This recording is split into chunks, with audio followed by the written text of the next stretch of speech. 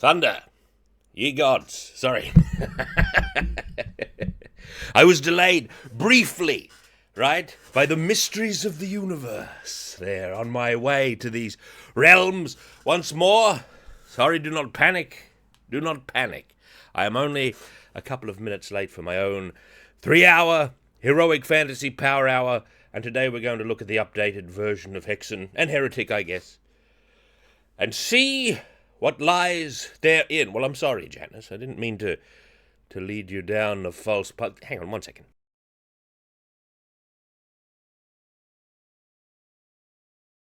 Good. Sorry about that. Right, this is the original version. Let's calibrate with the original version of Hexen before I look at all these fancy pants new changes. Here we go. Do I have sound? I do, but not much. New game, the warrior. The only true character, by the way, the fighter. There's the cleric and the mage. The cleric, let's look at the cleric. The cleric has the most apparent change to his weapon, because his default weapon is slightly different, as we'll see soon enough, no doubt. This is how it was of old.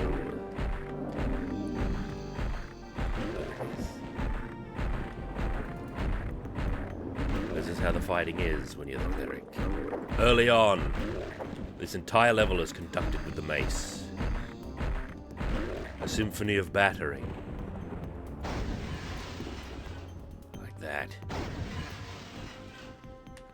Now we go in here. This is an awesome atmosphere that this game has, hopefully fully preserved by this new update. We have a game of Hexen going on at the... Hang on, wait a minute. Areas of Power. Is that what it... Sword at the Wolf... Ah, here. This one's got, like, the date on it. Here we are. Oh, yes. The Wolf Chat. This is, deep in the game. Oh, the centaurs. This is my favorite character, the fighter. He's the only true one. A lot of people back in the ancient age, and in the modern age, are thrown off the fighter by how melee focused he is. Right? And that's normal, a normal concern coming from Doom, where the melee weapons are emergency weapons, even the chainsaw, I'd argue. The axe is awesome. There's also the Hammer of Retribution, which is like a rocket launcher. This is your one of your two, your one normal ranged weapon. You also have your ultimate weapon. Every class only has 4 weapons. A little bit of a limitation. Yeah, I think the melee combat in this is good. Actually, it's not, it doesn't try to be too fancy. It doesn't assume that this is boring for a start. See, this simple combat, this is another thing that you run into with beat-em-ups, is that the combat control that a character has can be quite simple. His name is Barret, it certainly is. Baratus, Parias, and the other one. What's the mage called? Daedalon. Anyway, beat-em-ups, the control of the character can be quite simple, but the game comes alive in the actual combat. That happens in this game quite a bit. Not enough, I'd argue, where there's interesting combinations of enemies, so it is limited. But what's limiting it isn't the fact that this is the combat that you physically do. Okay, that's not the limiting factor. The limiting factor is the cleric's combat with his starting weapon is way more limited and less fun than the fighter's. Let me demonstrate. The fighter's starting weapon is fantastic. It's the fists. See this? This is the same graphics, by the way, as the Voltan Bolter. What's its real name? The gauntlets in Heretic that you see down there. Except when he punches, it's new graphics. He has sort of a Final Fight style combo, right, where he does 2 hits and then a big hit. That's satisfying to me. Also, look at the extended range. Hexen, the demo of Hexen exactly, was the first... Yeah, Gauntlets of the Necromancer, a stupid name. At some point, when we used to play online over the modem, my friend and I decided it was called the Voltan Bolter, because we didn't actually know the name, because we only had bootleg copies of the game. The Gauntlets of the Necromancer. The spiked gauntlets. Like that. He does a Final Fight style combo, and if I was to update the cleric, I'd give him a combo, right? I'd give him a combo with some properties. Maybe the final hit, the third or fourth hit, penetrates the shields of the centaurs, or knocks enemies back or something like that. That's what I would have done. They did something else. They did something else that, like, in my experience, 9 out of 10 mods do, and they give him a shield. Right? Yeah, I'm not a big fan of the cleric in this game. I prefer the fighter, and I don't like the mage much either. The mage is alright, but the mage has the boringest weapon. Right? More boring than the cleric's mace, because you're in way less danger. He has the sapphire wand, which penetrates enemies, right? It shoots directly through them, so if they're all in a line, you can hit them all at once. But this is it. Combat is not Hexen's main feature, though, alright? That's an important factor that you've got to remember in this game. It's not the main feature. Hexen, I think, is a little bit misunderstood. Alright, because it's actually an action-adventure game. Combat's only a part of it. Whereas with Doom, the combat is the principal feature, and the way the levels designed are all about enhancing the battles. Whereas in Hexen, the levels have a second function, because the levels have puzzles, and the levels want to encourage a lot of exploration, right, and poking around the mysterious parts. When you first play this game, you're likely to come over here, actually, first, before you go to the door, perhaps, and you'll see in here, and there's a key. See how this is all foreshadowed, right? This shows you that this is an excellent first level, by the way. I'd like to make a note of that. This is a great first level, because it allows the game... Look, I'll show you. I'll show you what I mean. Alright? So when you come here, for the first time, you're not going to know where to go, because there's no doors. Alright? You're not going to know what's up. You might try to pick this up, but whoa, there's a trap. This is the game telling you, right, this is the kind of game I am. Okay? This is what it is. And this is such a well-designed room for the first time you play it, because you're going to go, well, where do I go? And eventually you're going to try breaking the glass windows, and you'll find stuff behind them, and sooner or later you'll break this one, and there's an enemy there, and sooner or later you'll break this one over here, which is the one with the secret passage. And this isn't an optional secret passage, this is the way you must go. Right, so this is the game letting you know that it's a little bit secret-y, and that you're going to have to be a little bit detail-oriented in the game. And you're gonna naturally think, all right, well, I better be more meticulous. It's not a blast-through game. I better be somewhat cautious. So the game reveals its character in this first level quite efficiently, I think, quite well. And it's something I admire about this game.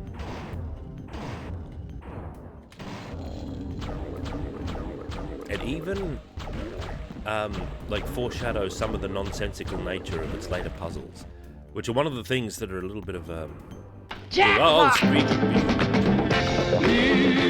meant speaking.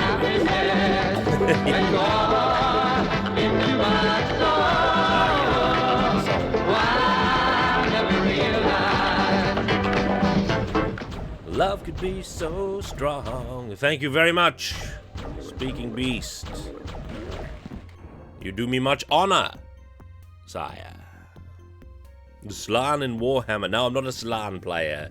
Tinks you. Not so. Speaking Beast has bestowed subscriptions in these lands upon Mossmouth TV, Treadbull, the well-known Treadbull, Comulus Horda, Ganneman Swift, and Thanatos 2K1. Nearly 240, nearly 250. Forsooth. 240 subs. Speaking Beast. How generous. Much appreciated. This is a key. Alright. This is an ambush. That's how we do it. This ambush. The Stokes. My farewell. 22 months of power, Stokes. Thank you. This chamber's more exciting when you're less experienced in the game, and these actually surround you, especially if you choose the fighter. and you've got way less room to maneuver. But as the mage, it's an unexciting room because you just do this. Because you have the most advantageous weapon that subverts the combat quite a bit. You can probably do the whole game with this weapon if you were tolerant of long-windedness. It spawned an enemy in. That's something it'll do as well, as it'll just spawn enemies in. But it doesn't spawn interesting enemies in. It's usually just the Etans. Right? So if you get them in a line, you see that? You can... It's good. Here's another point where it like shows a little bit more of its character to get you used to the kind of game you're playing. Here's a door and here's a switch. It doesn't open the door, it opens this, right? So it's telling you that things won't always be what they seem.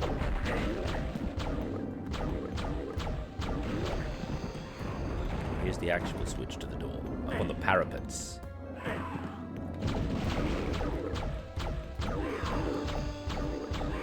When you're the mage, those Ifrits, they are called, those flaming imps, two of those appear here. They don't appear for the other characters, I don't think. Here is a nice row of these trees. Now here is a tower with a key, but you've seen, if you explored in the first area, you'll have seen a key that resembles ting, ting, that colour. And you'll know it's not far away. It's in fact in that cave there.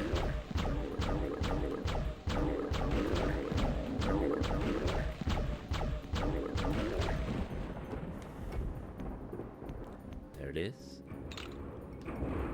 Of course, a trap starts to reveal itself, but if you just go on the first cycle, you don't have to worry about it.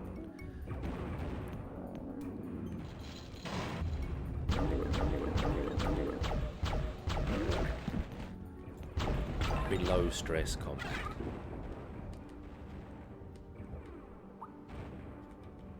Now what you've got to do is ring this bell.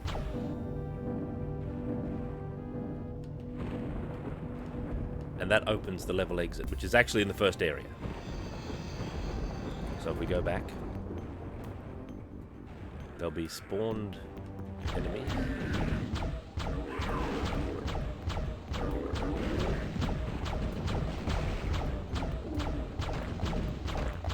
So the bell isn't logically connected to anything. It's not a key with a lock or a switch or anything. It's like even less logically connected. It's more of a mystical thing. In fact, if you're playing yeah, you can ring the bell from here. You can subvert that whole thing if you're playing like a source port. In the original version, this is I'm just playing on GZ Doom. In the original version, you don't have the power to look up and aim up, but with this one, you can finesse it so you can just hit the bell from down there and exit the level real quick.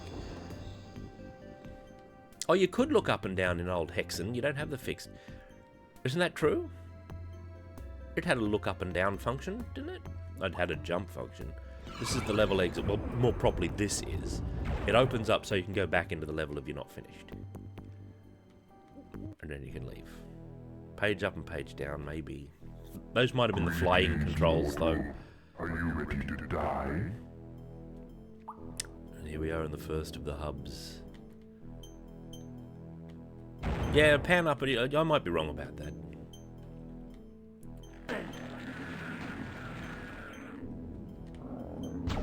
Heretic.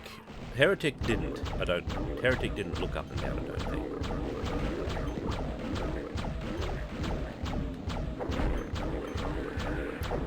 This was the demo of Hexen, wasn't the first level, it was this entire first hub area. All the way through this grand door into the exit. So you got a fair chunk of the game, but boy, a demo back then really gave you your money's worth, I tell you, because this is, maybe Heretic does. Hey, I don't know. I would never have used it back in the day. It would have been superfluous. You wouldn't need it in Heretic, I shouldn't say, but... well, you never know. You know, anyway, like, we've calibrated enough. Vader, enough of this. We've calibrated the original version. Set it aside. Let's have a look at the new fandangled version. Hang on. The new fandangled version of today, which I'm going to have to put my chat box on the other.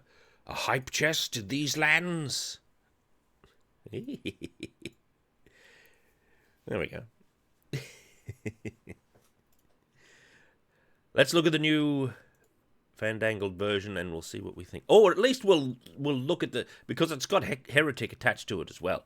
So we might as well look at Heretic also. And I'm very interested in the so-called Raven Vault.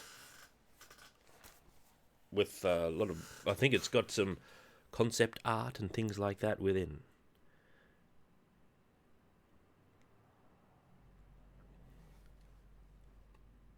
Run! Why isn't it running? I want answers, game.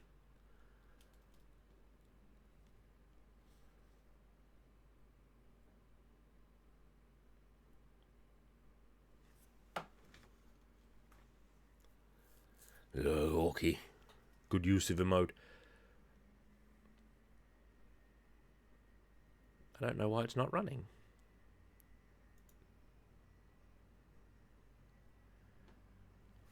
The new one's not running.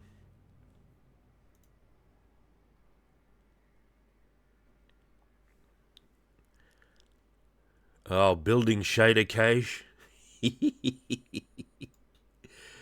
Possible. Here we go. There it is. Not to worry. Alright, don't worry about that. Now, Heretic isn't one of my most played games. And the reason for that, I think, is because amongst the games derivative of Doom, you could argue that it is the boringest one. Oh, I'm going to have to get the volume mixer out just in case. What I'm really interested in are the secrety balance changes. I had a little meddle with this, so I'm not coming into this for the first time right now. I had a little bit of a meddle because I didn't know what on earth was new, and I tried to look up like a comprehensive list of changes, and I didn't find not really in the time that I had. By the way, look at this awesome Brom artwork over here. Is it capturing my cursor? Maybe it is capturing my cursor. I can't tell. Maybe it's not. There it is. This awesome Brom artwork. What does it remind me of? Do you remember what I believe to be one of the most referenced images in the history of fantasy art? Let's see if I can find it.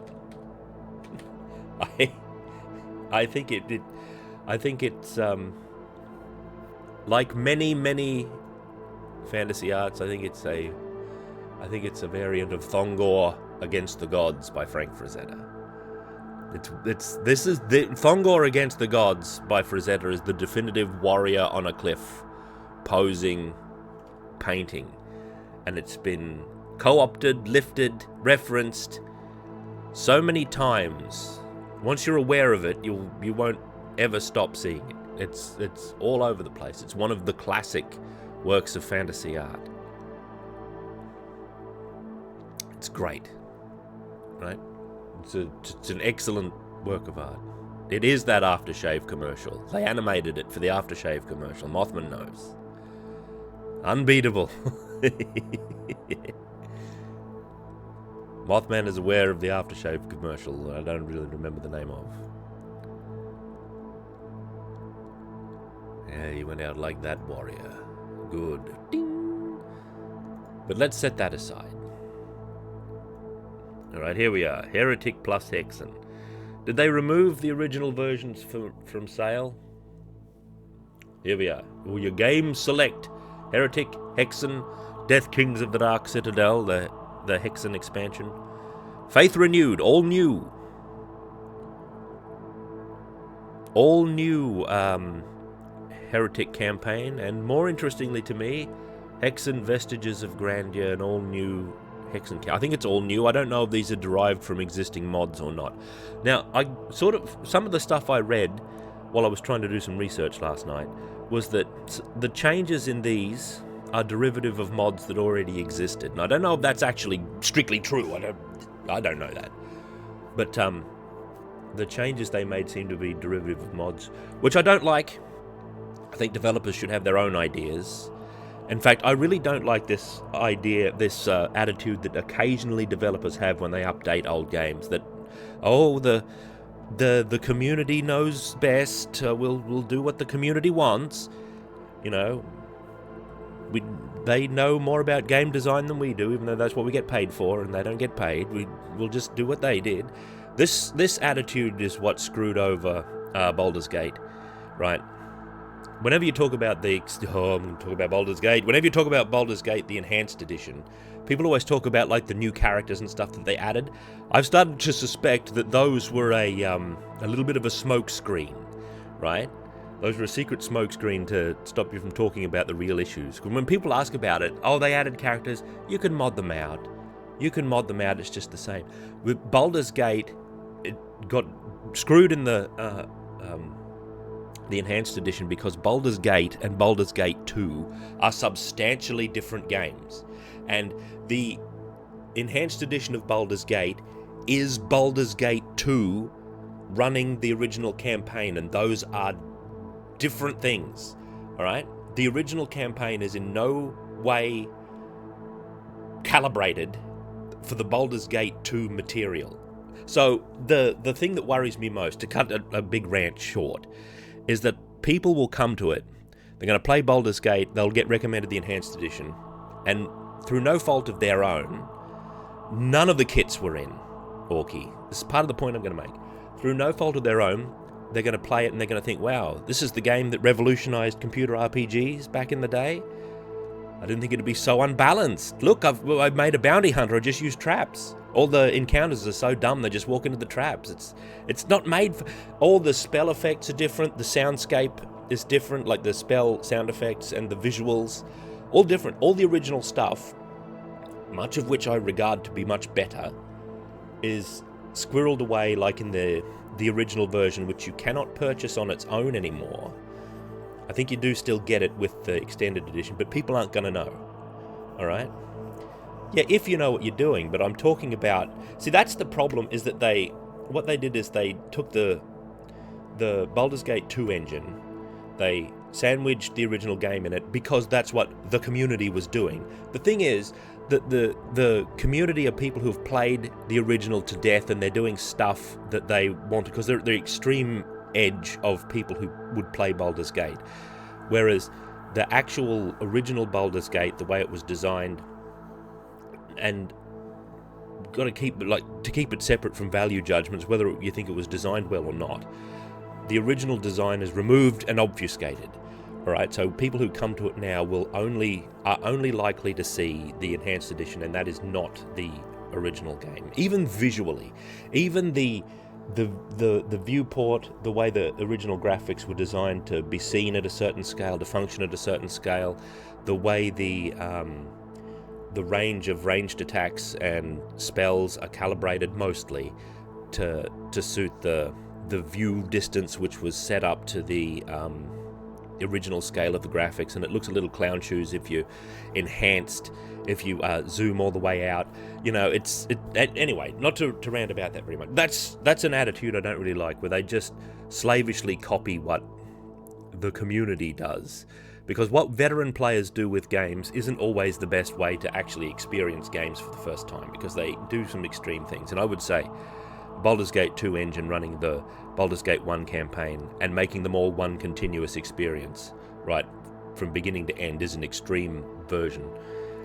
Nonetheless, that's a whole other matter. Heretic, Shadow of the Serpent Riders. Let's look at this. I looked at this a little bit. Heretic. I didn't play it that much in the Ancient Age. I guess I did, but it's not as exciting because...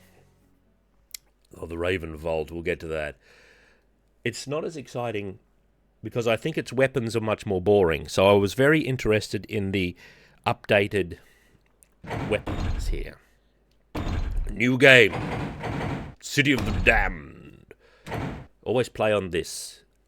I don't know if this is something that everyone did, but we'd always play on the ultraviolence level, or the ultraviolence equivalency level in the Ancient Age whenever we were playing these things. Now you notice a new menu has popped up. I would not have found this on my own. I had to look up where this stuff was. There's a... Do you want to play this? Maybe sometime, Kyokusagani. We shall see. We shall see. There's a list of the gameplay modifiers here. 1, start all levels. That's like pistol starting. Multiplayer items, no monsters. That's kind of an interesting thing if you just want to look at the levels. Enhanced levels, what does this mean? I don't know. Overhauled levels with improved gameplay, reworked textures, and less obscure progression. All these things are enabled by default in this little, like, almost, it's like a semi-secret menu. That's Hexen, yeah, I just had a little bit of Hexen earlier as a sort of a power-up. Enhanced items, item rebalancing tweaks.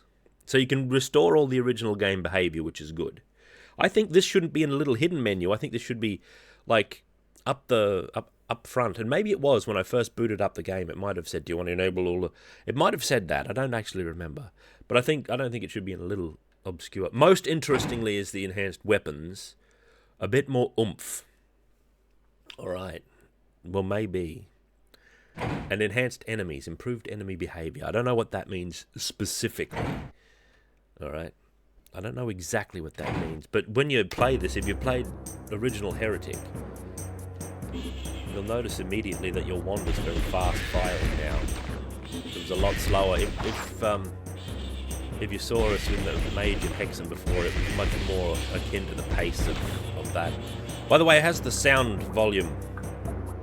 It might be too low now. So I might not be able to spot in this game any like level changes. That experienced in Heretic. I didn't play Obsolete, 100% health. Oh, that's good. So the one's immediately way more potent. Bit loud. Yeah, it's hard for me to actually see them. The volume. Shouldn't be too bad. As long as you can hear me. This is a dot. See, this is one of the games where we were starting to make... It's about on par with Doom as far as representing realistic environments. This is like a little dock here, and here's the lock of the lake, and boats would come in this way. So you can sort of see what this is. The level's called The Docks. Right? That is the docks. Or the autonomous docks.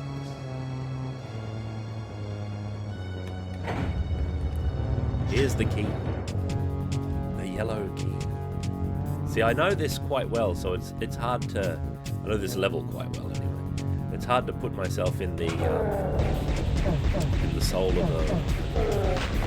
the first time.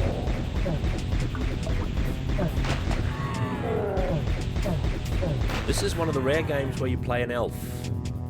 And this is like elven running speed. I always thought that was quite appropriate to this game, that you have the fleetness of an elf, right? Yeah, Dark Forces did really good representing actual locations. Duke 3D did good at representing like actual locations comparable to reality. Now the Vault and Bolters through this wall, right? There it is. That got the biggest buff of all as far as like the little gameplay I had last night indicated. Here it is. This. So you'll notice the same graphics down the bottom there using the fighters' spiked gauntlets in the... This is actually quite usable now because for some reason they changed it. I don't know if this is an old mod or they've grandfathered it. I'll just take it at face value. I said my piece about that. They changed it so that the enemies will flinch every time it hits them. So if you're like alone with an enemy, or if you can get an enemy cornered, you can actually rely on this weapon. This was unreliable. If you've ever played with the chainsaw in Doom, it's much like that. In fact, I think it was a complete clone originally. And enemies would flinch a lot when you were hitting with it, but they'd also get hits in, so it was a bit of a touch-and-go weapon, but it seems super reliable. Like, you get a lot of use out of it. All the weapons I saw last night had, like, a lot of... had enhancement. I don't think... I'd be surprised if any of the weapons were disenhanced.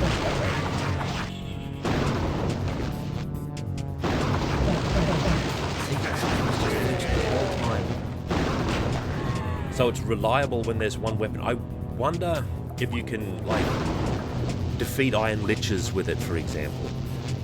I doubt it. Well, Iron Liches surely wouldn't flinch that much. Right? Surely. Surely not. This is a secret here, by the way. That's a crossbow. Don't worry about that for a moment. The crossbow has been completely buffed as well. To an outrageous degree. See, we're up here, we're up above the docks now. And there's yet more passage. These things, they're called golems, but you know, they look like mummies to me. They have one of the great death animations where they split apart and their spirits just spill out. Oh, I should push this switch. It'll open that little door. Push that switch. We want the Imperial crossbow. Here it is. Now this has been buffed because it shoots more projectiles now than it did before. And I think it shoots faster or slower. I don't know if it's faster. There's a quiver of arrows here. It shoots arrows, not bolts, as you might expect. What was that? How do you get to that other secret? It's like, isn't it up here and in there? Yeah, here. Golem. Don't worry about him. And there's these fellows who throw axes, right? And yet drop quivers of arrows for the crossbow. They were probably meant to be archers at one point, but like an arrow probably doesn't look that good coming at you, even a I don't know about that. So the original version of this, if memory serves, had that big central shot. There's a current here in the water, that's why I'm drifting. And like one arrow on each side. I think it's got extra arrows now. It's got 2 more arrows. Back out of the docks. It teleported us on the other side of the lock there.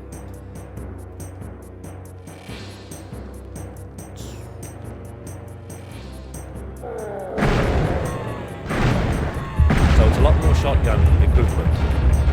It's always been like the shotgun of this game, but now it's even more so. I wonder how it fits in with the other enemy balances. This should be the true weapon. It's so reliable. With a Tome of Power, which I have there in my inventory, weapons get secondary properties as well.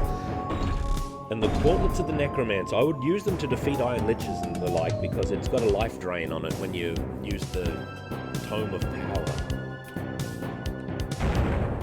I'd use them against like the Iron Liches are like one of the more powerful enemies.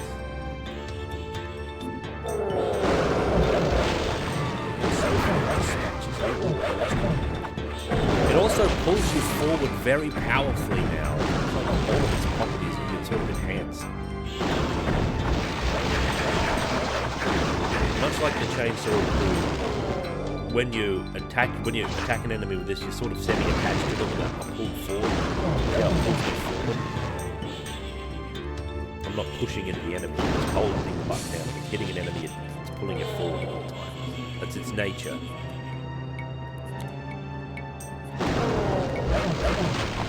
It's very reliable now. That'll save a lot of ammo. That might be intended design, actually. Because, well, sometimes, at least I remember in Heretic ammo, you had to manage it reasonably carefully a lot of the time. Especially in certain levels. Right? I used to get stuck here. First time I played this, I got stuck here. I was locked door there, and I'd go around and around, and I'd come this way, and I wouldn't see the this door. I wouldn't see it.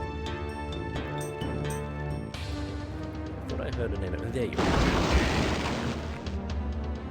I wouldn't see this door. Now, as far as I'm concerned, the main event of this is Hex. We're the Hex. I suppose I could cheat to look at all of the weapons. heretic trap here. There's a false wall with a bunch of enemies behind it. You can't hit them with the Volta Bolt. You've got to rely on of all the things that I think they should have updated, the central projectile of the crossbow should have been in. I think it looks bad from like viewing angle where you always view it from. It looks like a little S logo and not like anything. I believe from the side it looks like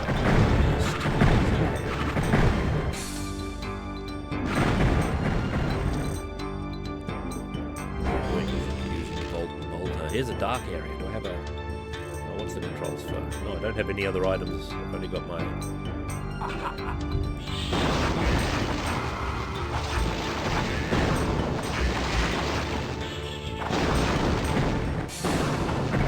Oh, God.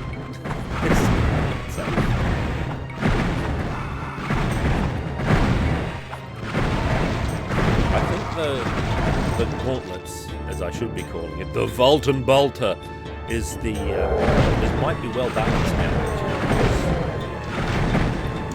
It's effective. It locks a single enemy out of attacking you most of, as far as I can tell, but it also puts you slightly out of control. So if you're surrounded by enemies, you're likely to get hit if there's more than one enemy. You're at risk.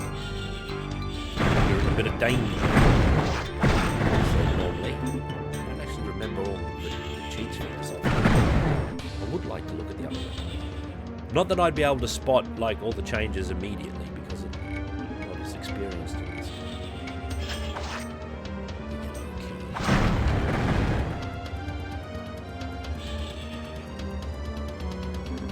I have streamed this game a couple of times. There's a torch. That's a good weapon. A good item. And this is open. I think this is technically a secret. Yeah, even though it seems like just the only way to go. Look how mighty this crossbow is. Not so in the original version. Not as mighty.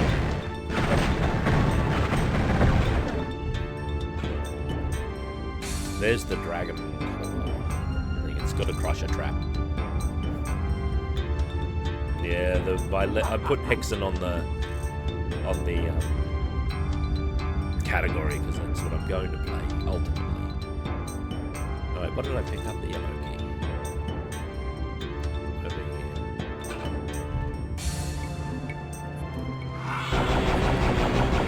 This is the chain gun equivalent. I don't know if this is different or not.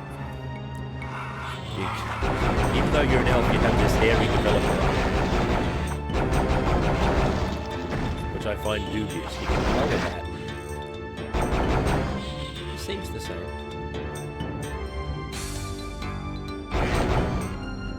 The dragon claw. That is not a slender elven fist.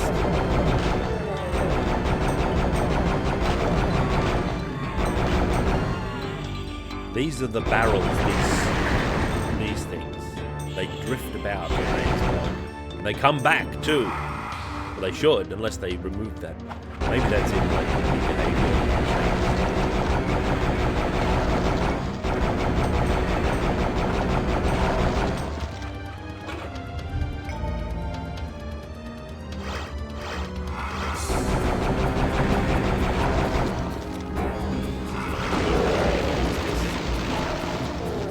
See how good it is? Look at how secrety that is. This is. Hey, lads.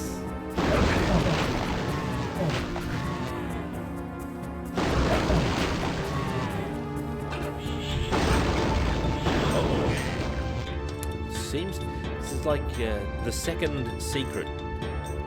2 levels in a row, and the Vultan Bolt is a secret weapon.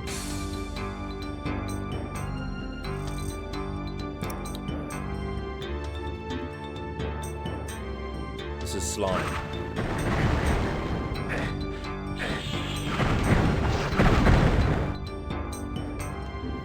Ethereal arrow.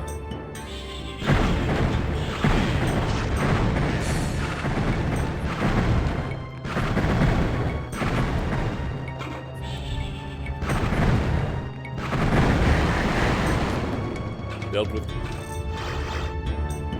Those are healing me.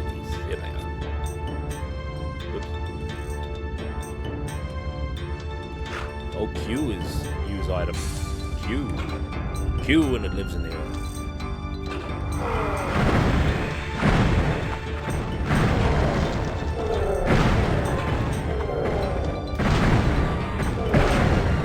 Satisfying to reliably destroy the golems in a single blow of the crossbow. That wasn't guaranteed in the original version. It's virtually guaranteed here.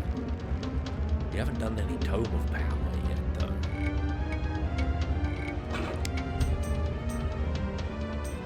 Let's do it. Got 2 Tomes of Power. Now it has more, even more potency. It shoots all of those multiple central things. The Volton Bolter turns red. It gets more range. Look at the range on it. Yes, it does get a lot more range.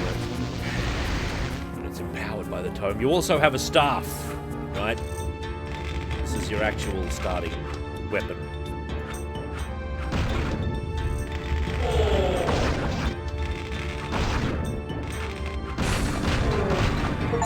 Tome of Power. We've got an achievement of some sort there. The wand in the tome. The wand becomes also extremely awesome. And that was lowered. That's how you do that. You have to go from there to there. And then go on top to there, whatever. That's a whole other matter.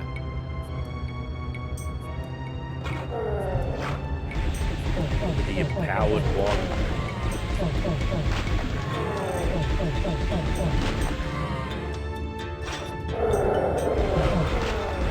They've made any of those secret level adjustments in this map because I'm not that familiar with it, although I remember all the secret. Oh, here's a good place to use this torch. There we are. Torch. It's like the same as night vision. It's a magical torch. I wonder if they meddled with the meddled with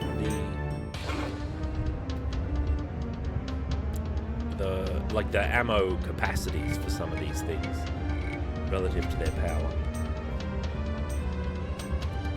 I like that this was a free update for people who already had the game. Where's this blue door? Oh, it's back in the mystery corridor where the spores were. Back here. There it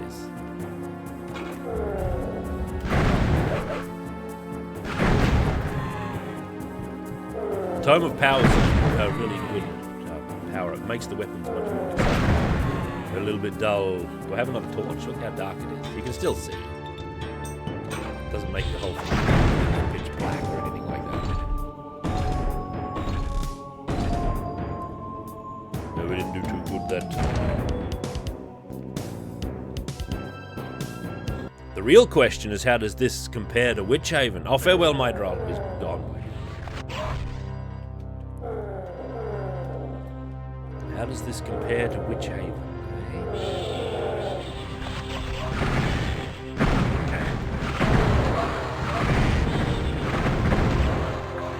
Yeah, this is a high-speed game to its benefit. Now, we're on the edges of my remembrance of how this game goes. There's a Tome of Power. We'll get to them. Those things. Golems, they're magic. I recognize this. Is that new? That might be a new texture.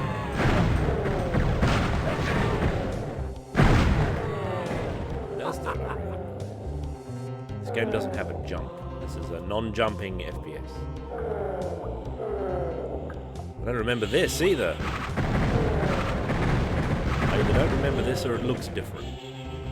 Look at these etchings in the walls here. What's that?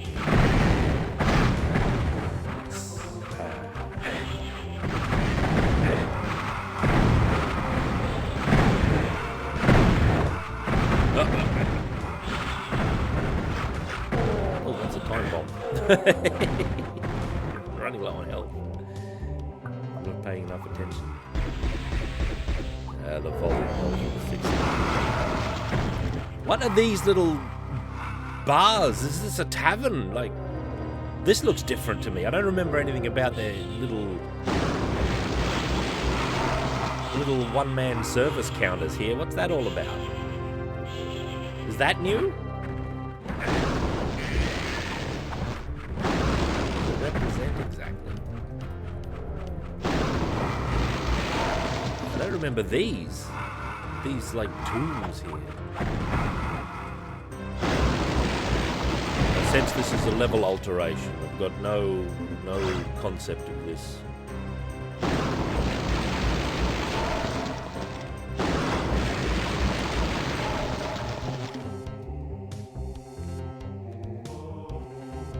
Looks much different. Don't know what it looked like before, but this this restores no sensation. I wonder what was in the original game.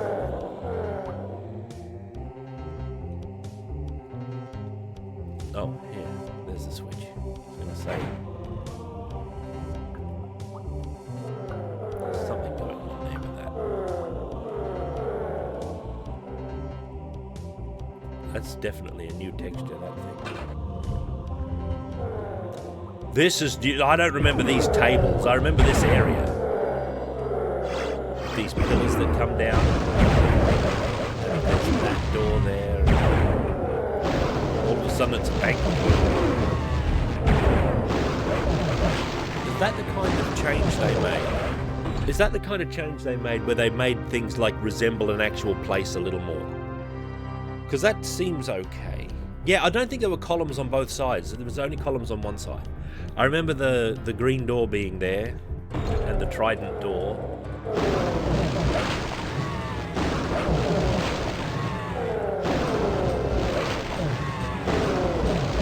I like this balance change with the...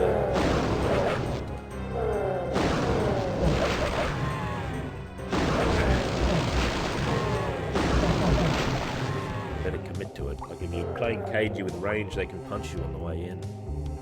So if I'm standing on the table, it lowers my voice.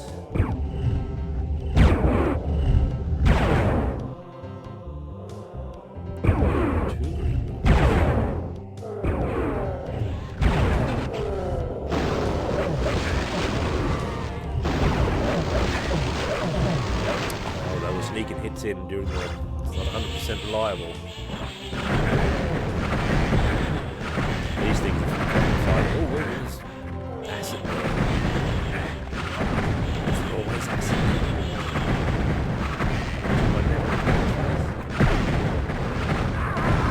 How much of my memory can I trust? I wouldn't mind seeing some of the other weapons. Now... this has got a cheat menu. Enter code. What were the... Does anyone remember the cheat stuff? I just want to really look at the weapons, actually. I don't know, Duke Nukem, where you type in DN weapons. Rambo. Oh, hello. Rambo. Submit. Nothing happens. It's got new cheat codes? IDKFA removes your weapons, that's right. They got a couple of the... It's a little tricky. It's a little tricky. I remember that. Hey. You used to just type them in. Oh yeah, mind you, we haven't tried that. Or is there something you... Oh, an option that unlocks the cheats. Is it a gameplay thing? Unlock all cheats. The menu will not require you to input cheats in order to unlock them. What? Why even have them behind a thing? Do I still just type it in? Or do I have to... Maybe it's just a menu. Guns, guns, guns. Kitty Ghost? None of these are familiar.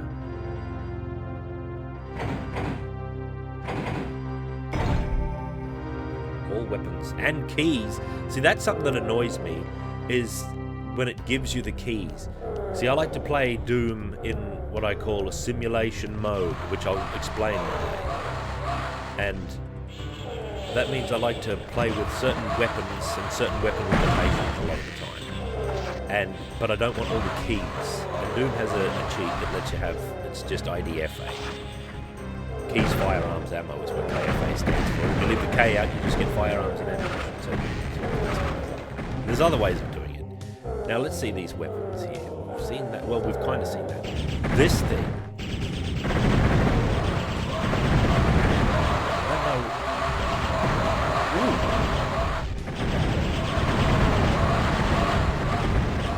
Ooh. Did it always home in? I don't think it always did that, did it? Yeah, episode 1 doesn't have all the... Rambo rings a bell. This doesn't... I don't think this used to home, but it must be its new power. What else have we got? What weapon is this? 6. The Phoenix Rod. This shouldn't be much different. This is the rocket launcher of the game, right? It's also an elven weapon. Much less sorcerous than its equivalency. Do we have like the equipment? I'd like to give myself tomes of power so that I can see the... I don't know if this is different, but probably not. That's the... This thing fires these steel balls. This is called the Fire Mace, if I remember correctly. But it's kind of a weird weapon. I don't know. I rarely use it in the days of old. Its tome function had a homing. It would launch one giant ball that would bounce after enemies. Let's have a look at that cheat again. Give all. Show my position. Full health. We'll kill all enemies.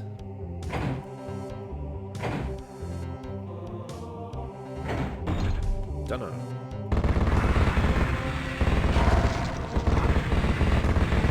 This is somehow positioned as the game's ultimate weapon too, this one. Shazam, eh? Can I just type it in? No.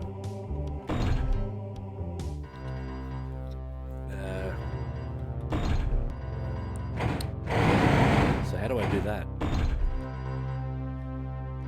Yeah, the mace is weird.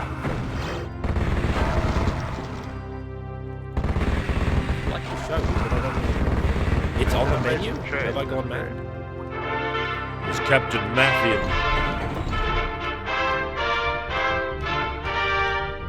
How goes? 32 months of power. 4th from the bottom. Oh, artifacts. Enable tome of power. And there's artifacts here as well. Sasuga. Well played. Thank you, Captain Matthew. 32 months of power. So it should give me... I've got 16 tomes of power, that'll be enough.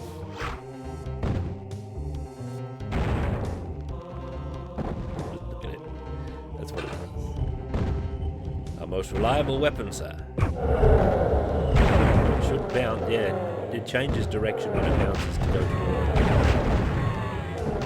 But it never used to be that, like... If it did it... It seems to... go with some speed. It never used to do that. It used to knock enemies around. Why are they flying forward? How strange.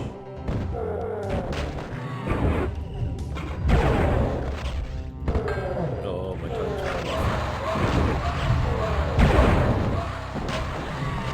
I don't know why they fly forward. That seems to be an error.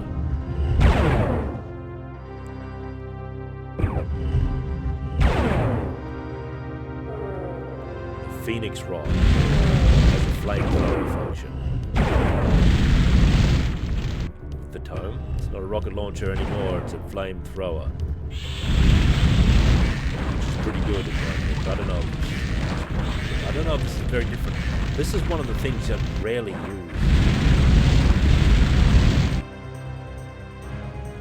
So I don't know.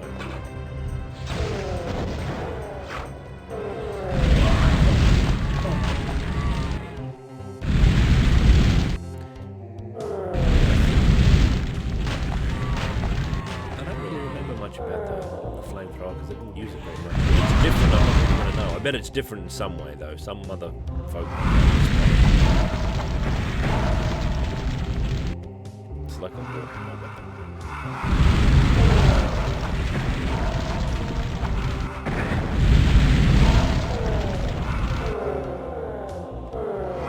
Yeah, there's new decorated textures. This wall texture is new as well.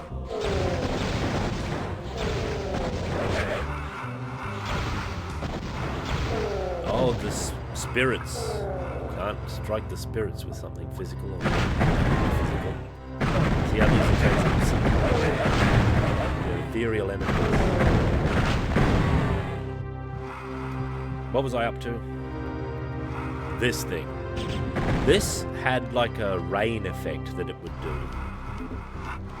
Which I've got all the keys already. Which is interesting in and of itself. It would fire a big thing and then it would make an area of effect, sort of rain thing coming up. Let's find more enemies to test it out. Some through. Actually, this is the end of the level. That might not be.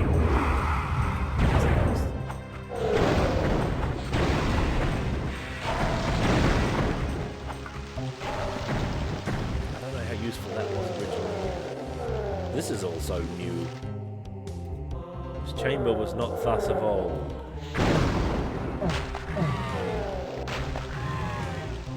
It's an interesting weapon effect.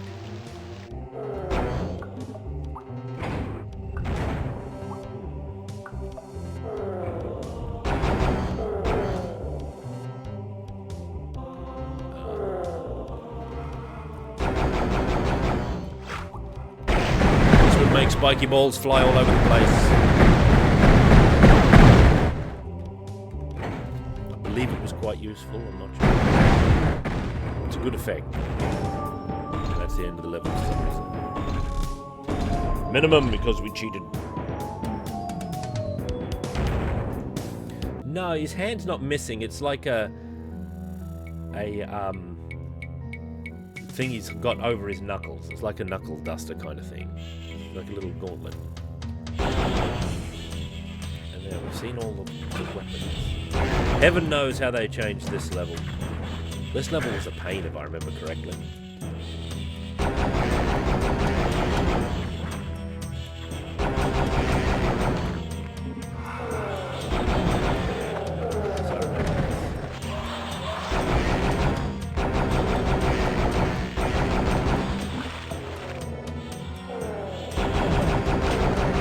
Level where I like stop playing a lot of the time. I just go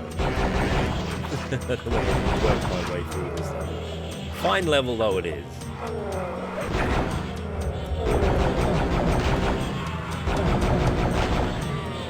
I wonder if it got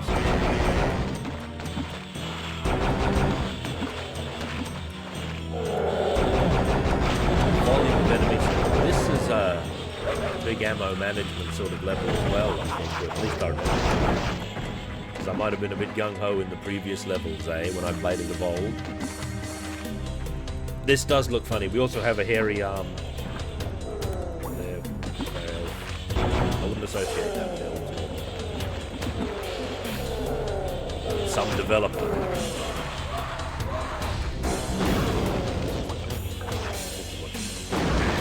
Right, Vader, enough of this. Enough of heretic. Fine game though it actually. I'm gonna get to a place where I'm yeah. It's a place of real honor. Here next to the barrels where we can make it quality. End game. Maybe we should look at the Raven Vault. Let's look at the Vault for a bit, and then we'll go on to Hexen and see what we think. No, the weapon blasts. Yeah, I might have known. It's like a Claude Cestus sort of thing. Concepts, monsters, weapons, props. This is stuff I don't know if has ever been released before. The Spiral Sketches. View image. Oh, yeah. Tiger stripes on the back. Stomach something yellow and green. Head bump. There's Despiral. Yeah, that's how he looked. Next. Why have we got weird controls here? For our viewing. Nice old concept art. I like it when they release concept art and stuff for the looking at. What are these? Little texture demos?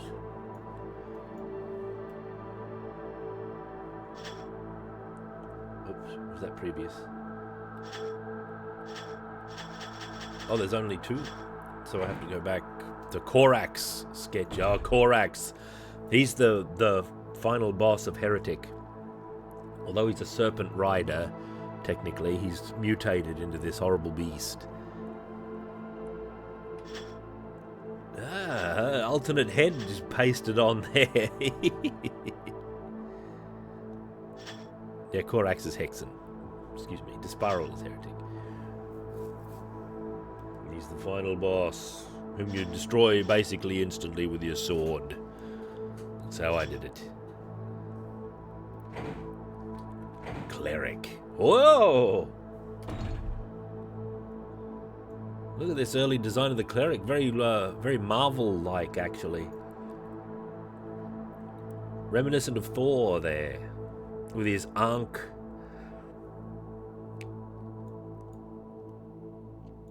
That's more in keeping with some of the iconography in Heretic and Hexen than the... he does look like the Avatar from Ultima 7 specifically, yeah? That's very Avatar-like. Quite right. Oh, here's another revision. This is closer to what we actually got. I like this. This looks good. Cleric's second sketch. This notebook of old. Who's this artist?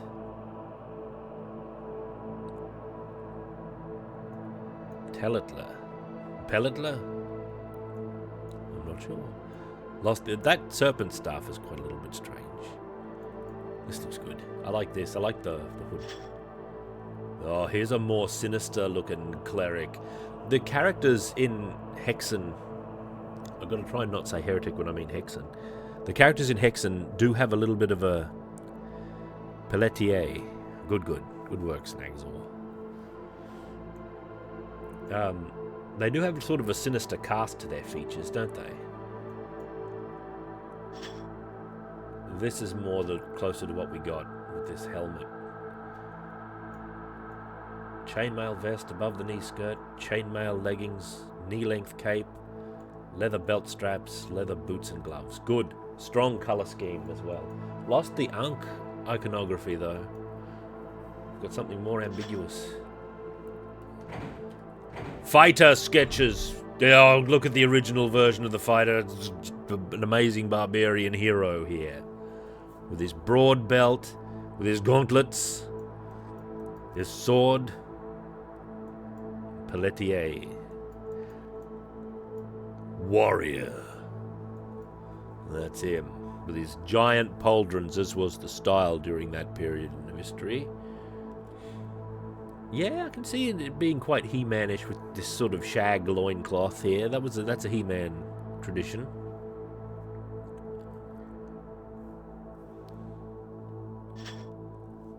More evil. Yeah, a little bit more sinister here, as was the style during that period. Final. Look at the broad girdle here they've given him. It's not quite how he looks in the final, is it? Oh, here he is, lurching forward with his rune sword in hand as Brian Pelletier's new signature.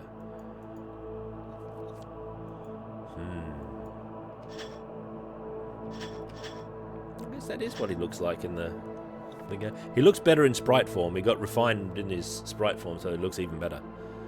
This is my favourite character in Hexen. I'm always after new Hexen maps and campaigns and things so that I can play the fighter in them.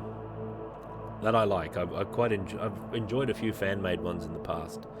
But I haven't been like a mega enthusiast, I guess, so I've always got a lot more in front of me. Wizard Sketch 1. I don't think he changed too much. Skull belt. Look at this, almost an Elmorian staff here with the feather hanging off it. That's like an Elmore move. Usually only on his female characters, though. Well, there's no further. They just favoured that immediately. Wizard Sketch 1. It's in. Death Wyvern. What is this? That's one of the bosses, the Death Wyvern. Who's either very hard or very easy, depending on your approach. There's only one picture of him. Sprites and textures, some early sketches. Open gate on top of archway. Tile idea, chain and holder. Doesn't move, but there for looks. It's very important.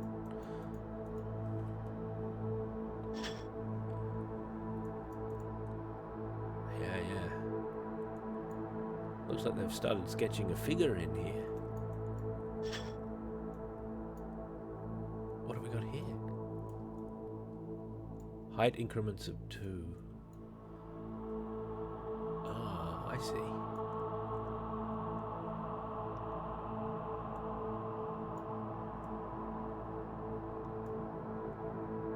Look at this nicely sketched floor tile here.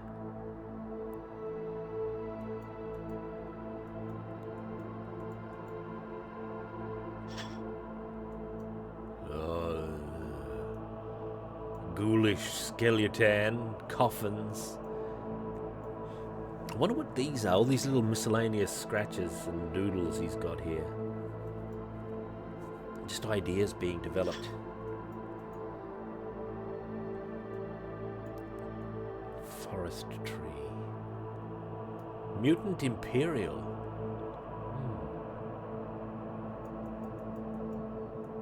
Some mushrooms.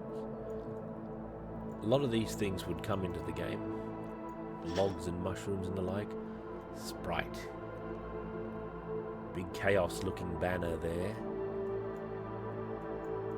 Mossy, but dry moss. See White Dwarf. White Dwarf, eh? What? I wonder what they're referring to exactly. From White Dwarf. What are they looking for? They're talking about some Warhammer Quest doors, maybe? That would make sense, actually. Some Warhammer Quest, because Warhammer Quest is a dungeon game after all. And the most likely thing to have a bunch of doors in it, and it was circa 95. Dry moss. So mossy, but dry moss. That, looking through White Dwarf to try and find what they were looking for is a mission I'd go on.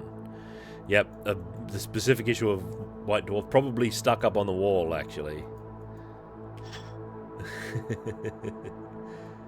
Oh, we've looped. The Molitor. This is one of the the bosses from Heretic. Also appears in Hexen as a summonable ally. Looks good. New artist, by the way. Who have we got here? Shane Gosno. This is a 94 sketch. That's how you know this is for Heretic from previous year. The Molitor. Looks good. Great enemy. Like a big Minotaur. Classic. Right? You can't go too far wrong. Meeting notes. Oh. Meeting notes. Heretic meeting. Friday, June 17th, 1994. Imp needs missile attack. Falling should only use 1 frame. Should just explode when killed if too near ground. Chunks need to be smaller and disappear when they hit the ground. Blood sprites instead of chunks for wimpy death close to ground. Only allow crash state once. Look at this. Mummy. They even call them mummies in the meeting notes. They're not golems. They call them golems officially, but they're mummies. Everyone knows they're mummies. Everyone knows they're mummies. Yeah? This is how it is. Make animation work for all angles. Walk faster and more health. This is a to-do list. Beast. More aggressive. Make fire breath melee attack. Oi. Knight. What are the knights? Oh, the axes. Additional missile attack will throw a fast, non-spinning red axe twice in a row. Okay. They do throw occasional red axes. We know that. They made it in. Item classes. Regenerating artifacts. Non-regenerating artifacts. Armor, weapons, weapon charges. Must be referring to ammo. Weapon charges. Menu. We'll have the Heretic logo above the options. We'll have an ornate border with a darkened middle. The count for charges on weapons that don't need a count should not be there. Small images to depict ammo type will be used instead of the word mana. Yeah, okay, that's good. Instead of mana. Just the images, that's good enough. In fact, it's a big improvement. Key door objects will be statues with a glowing orb gem above them. That's right. Statues next to the doors. There's one thing these games have that I like is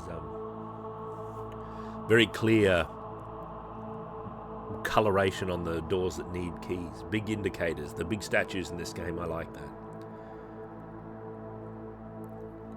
3/4 views of the arrows need to be shown. A little bit of a visual note here. The gas pods, similar to Doom's exploding barrel, explodes into 6 gas clouds that do damage.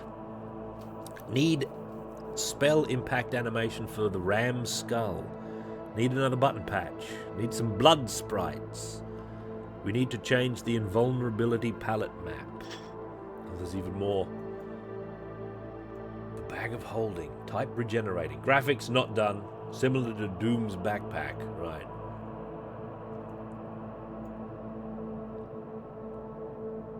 A 2-stage volcano fireball. First it shoots up vertically, then explodes into multiple fireballs. What are we talking about? These might not be sequential pages either, that's another thing.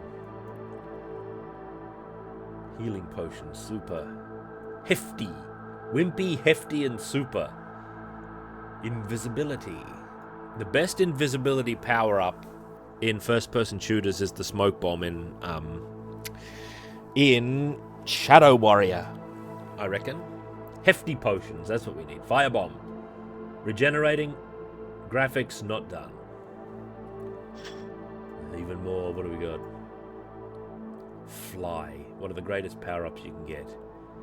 Things that let you subvert the level design a little bit. Duke Nukem was really good for that, actually. Duke Nukem's first level is one of the... By Duke 3D, I mean. Is one of the standout, like, first levels for a game, in my opinion. It's a great example of a good level. We'll talk about it one day. The Gauntlet. Staff, gold wand, crossbow, dragon claw, sprite not done. Phoenix rod. It doesn't say rod, it just says phoenix. Charge graphics. Ashes. Well, what was the ammo thing for the phoenix rod? That's what charge graphics means, like the ammo pickup itself, I wager. It's not ashes, it's like an orb, isn't it? Yeah, immediate environmental destruction. Not only that, but the layout and like the theater, which is like the level itself, with it's like a great example even for D&D stuff, right? Because it's got multiple entrances and all these different approaches that you can take through it. It's not just a linear, here's the entrance, here's the way through, here's the exit. It's this open thing. There's an openness to the first level of Duke and many of the later levels that I think is extremely admirable. Oh, it might have been 8. I don't know if it was 8. I don't remember. Ram Skull. The glowing red rune, that's right. Sprite needs to be redone. A lot of work goes into making these games. Oh, we've come full circle on the meeting notes. Team photo, here they are. Look at these yahoos. What a motley crew. Look at the hair here. Admirable. There's a key as to who's... Here we are. Brian, there's this Brian Petelier. It's this guy. He looks like his name. Oh, we're missing Eric Baseman. Eric Baseman not there. Oh, Shane Gurno. That's this fella. Shane Gurno. It's an Oslo name if ever there was one, mate. Yeah, Gurno. How you going? Team photo. Admirable work. And notable, let's forget admirable work for a second. There's Capcom's Magic Sword in the background there. That's a top-level sword and sorcery game. They were right to have that back there. Never mind these blasteroids. We don't need to worry about that. Magic sword enjoyers. That's the true business. That's how you know this team was 10 out of 10. Powerful taste in games. Well said, Kyokusugani. Well said. What else have we got here? Monster. Oh, there's much. A cut enemy from the Heretic Beta, the Troll. Fully functional in game, but only used a basic, easy to dodge melee attack. This beastie was reintroduced in the new Faith Renewed episode with polished sprites and much more aggressive attack pattern. Look at him. That is a 1994 sprite, if ever there was one. Yeah, I like him. Look at him.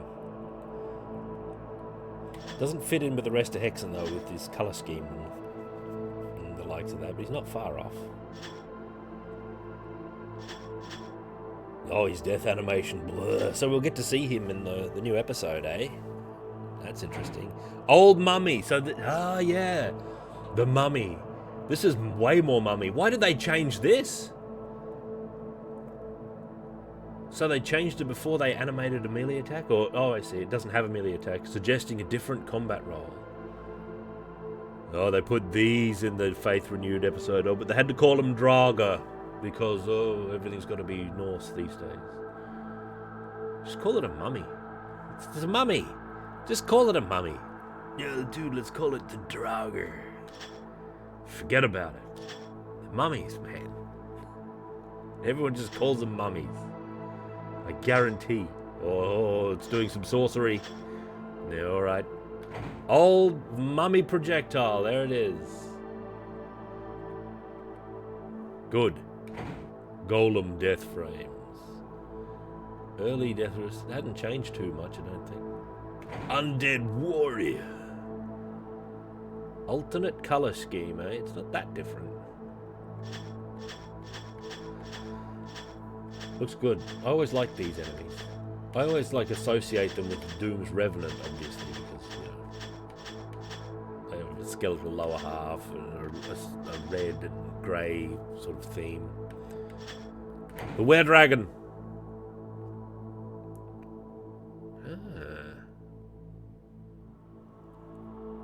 The final sprite's got more toothy. Alternate death. Oh, it goes up in smoke. The Ophidian. Death frames. The Iron Lich's alternate tornado, eh?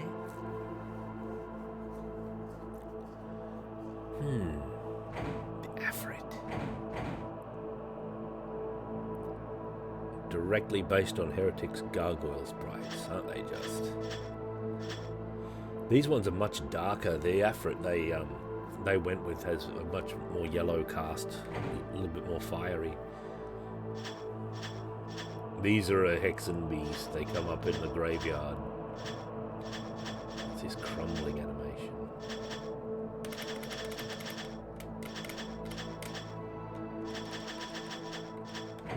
Hey, the piggy. Ah, oh, poor piggy. Weapons. Explain. Oh, look at those wand graphics. Looks good. Ah, originally intended as the slot 4 weapon, eh? I would have preferred that to the Dragon Claw, frankly. I think the Dragon Claw is somewhat lame. Right? I think it looks bad. Doesn't feel bad to use. It's like it's equivalent to the chain gun. It's on the same number and everything. The hammer. The Hammer of Retribution projectile. I don't even know what it actually looks like. Because you rarely see it, unless you play multiplayer, you don't see it from the side. You only see it from behind. There's Bill Bull and his brigands. What about an unpowered hammer? That's what it looks like. It tumbles end over end. Well met, Bill Bull.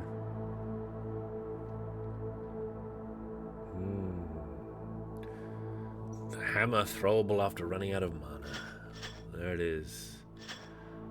Tumbling end over end. It's pretty good. Wraithverge. The cleric's fourth weapon has these ghouls, right?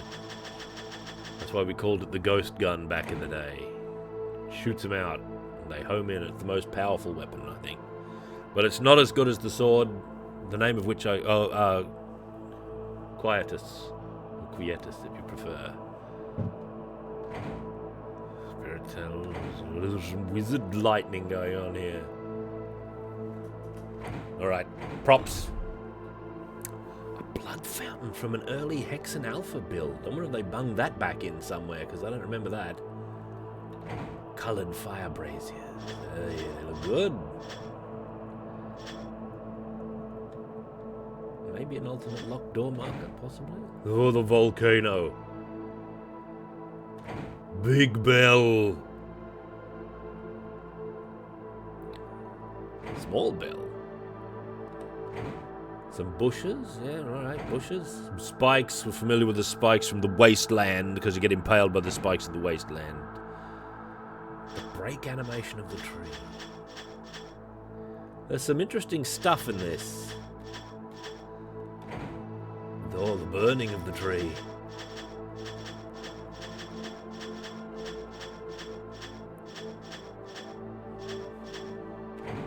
Unused variants.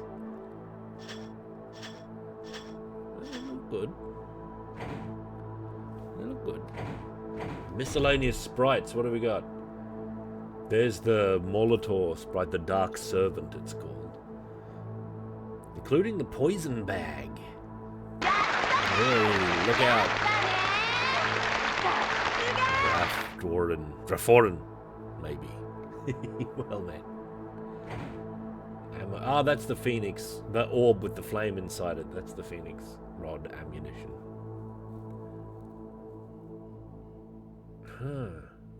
The Dragon Claw was originally planned to have a flamethrower-esque attack. That would have been better and more evocative of a dragon. That would have been better. Drafforin, well met all the same. Weapon pickups.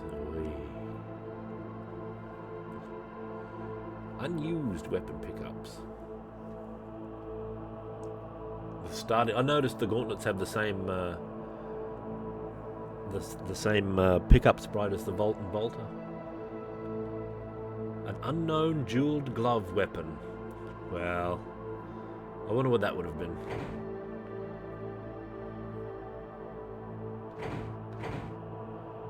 Projectile sprites. Not so interesting, these. Heretic player beta sprite. There he is.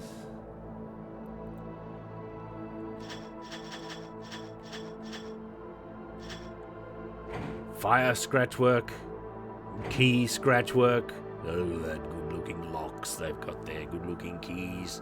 There's the castle key for the swamp. I like the fighter the best, young William. Excuse me. Excuse me. I like the fighter the best in Hexen. HUD and menu. Oi, different. A high-res by 90 standards version of Hexen's key art.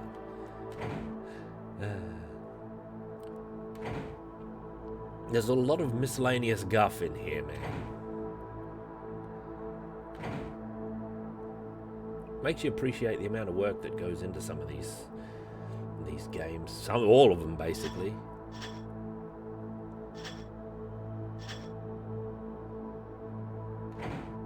Didn't miss anything up there. The HUD numbers, oh. Whoops. Loading messages. Oh man, you'd never even see these now. It loads so quickly. Or it doesn't have to load at all. The logos. The Heretic logo. Looks good. Hexen. Didn't change much. They got rid of the skull and the figure there. The intermission. Whoa. Lots of tones. That's what it looks like in the final. Just the glowing eyes. It's better. They were right to make that change. Textures. Why, look at that thing. Those 26 layers of this are the beautiful mosaic tiled, like, aqua thing. Aqua, when you're under the sea. In the undersea realm there in Heretic. When are we getting Heretic 2 released fully and not meddled with? Hopefully. Hexen 2 also wanted to re-release with some of those stupid bugs ironed out. I remember when we first got it. My first... and me and my friends, many playthroughs just ended because either the shovel didn't appear or it wouldn't dig in the right place. It just wouldn't spawn an item. Wouldn't spawn the thing you had to dig up, which I think was a key at the time.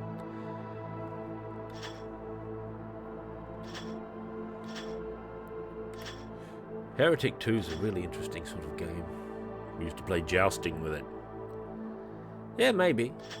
If I was going to do a Heretic 2 eventually, you'd probably start with this and sweep through the series if you could.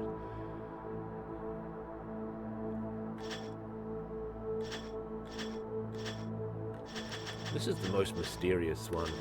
Because look at this, it sort of suggests some cultural stuff here with ceremonies and rituals depicted. Or sites of battle against like rampant beasts and things. And then of course this central figure, like what does that mean? I like that kind of artwork that suggests something about the world. Same with the tiles, like they were placed there at some point in the ancient age.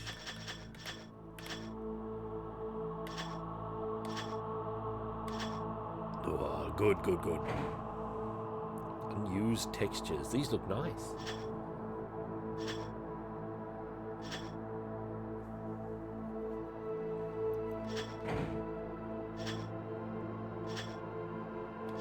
These are all going to get used now, if they're unused, if these haven't been seen before. Wild mod men and people who like to make WODs and stuff are going to use them all. They're going to use all these textures. Oh, look at that. Looks good. Put a skybox on the other side of it, look beautiful. Some unused floors. I like that second one there with the draining away. Perhaps for some blood ritual. Hey, a loose book. Huh. Secret rather than Corax. I kind of like it saying secret better, actually. I think I like it saying secret better. What do you think?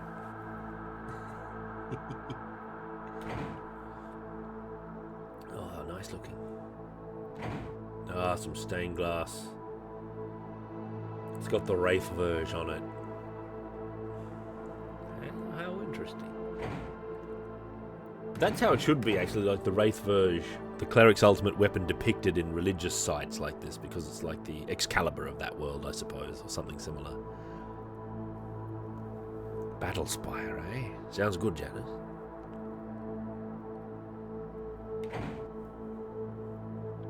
Well, it is a secret passage, so the monks there would likely... They could just use the word secret if they wanted to. Oh, the gravestones, the portals. Corax torn, we don't need to worry about that. Oh, I see. That's behind the thing, that's when he appears. Alternate design for the window frame. Unused variants, there he is, Corax. Have we looked at everything? I guess we've looked at everything. Alright, never mind Heretic. Change game. Let's look at Hexen. Here's Hexen. Greetings. Here it is. Never mind the Raven Vault. There's a mods menu. Like, look at this. This is very good. This sort of stuff where you can just get access to, like, mods easily through this. That's pretty good to me. I like that. Alright. You can upload some mods, browse. Never mind any of that, though. We don't need to worry about that. Single player. New game. Now, the cleric has the most obvious change to any of his weapons with his default weapon, so it will be him. This has got the gameplay modifiers in it as well. Right? This improved levels with improved navigation, waypoint markers, and slightly less obscure puzzles. What does it mean? All right. What does this mean exactly? I don't know. Here, this is interesting to me, though. Improved enemy behavior. Makes centaurs less tedious, which they certainly are. That is a correct choice. That's a correct thing to update if you were going to. And tweaks a few more other minor things. Disabled to restore. Enhanced. Improves the fighter's flechette. I don't know exactly how. But, the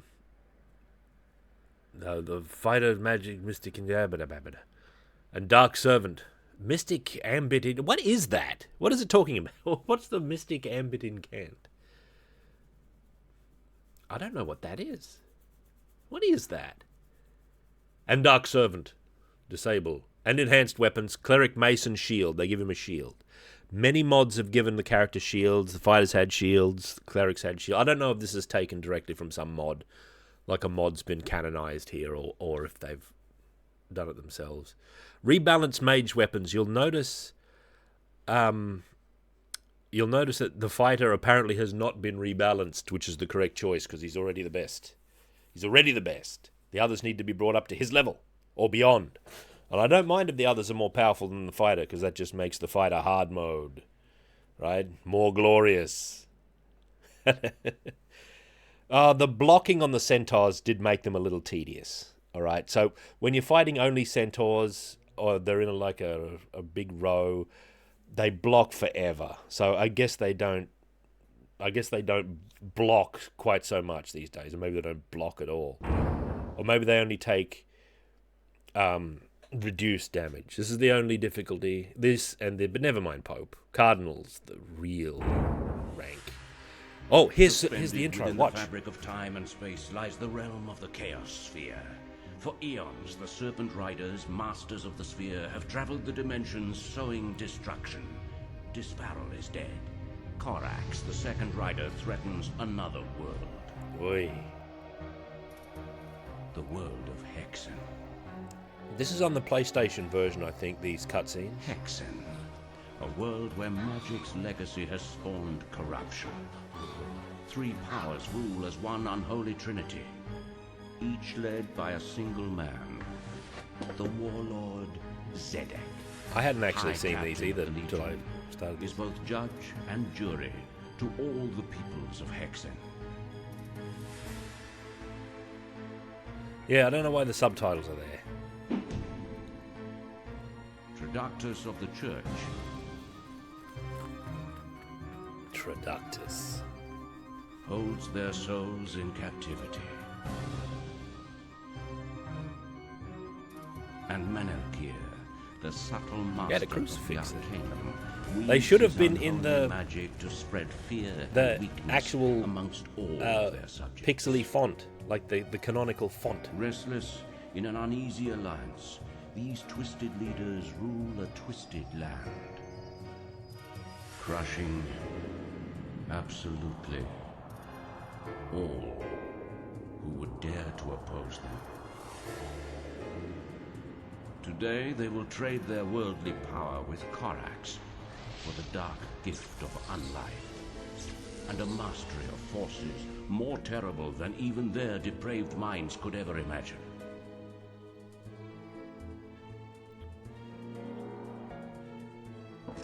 From the ranks of corruption, three heroes emerge, fighting for a single cause: the destruction of the masters they once served. Their names will become a thing of legend. Oi. Baratus, Daedalon, and Parias must heal the world of Look at the Hexen warrior. for all time. Tumbling like an action figure. The Looks good. world must undergo a testing. A journey must begin. Hard left alignment, that's right. Because of the subtitles all the way over there. Fully. So we've got a shield, alright? Snuffle Snort. Well, I've played a little bit of this. Because I was too curious, obviously. And the monster behavior is immediately evident in the Ettins because they attack a little bit more aggressively and from further away.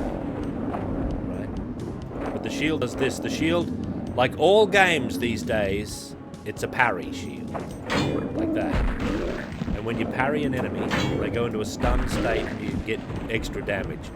So, paradoxically, and like at this moment, we are way more effective than the fighter. But it's not going to be that reliable in all situations, right? So against just the Ettins, it's easy enough to do. I don't, because you can hold it up constantly, but it only gets the parry if you time it right. Well, I'm not one-shotting the Ettins really, because there's a prelude to the shot, right? Oh, by the way, this is an error. See how it shakes at the bottom?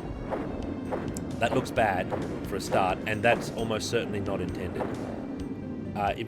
If you were here at the start of the stream, when I played like the cleric a little bit, it's very smooth. The mace goes off the screen and then comes back on again at the top, like you're swinging it repeatedly. There's no shaking function. It shouldn't be there. And I think the fighter's fist does a little shake down the bottom, so I think it's an error. It doesn't look good and it shouldn't be there, in my opinion.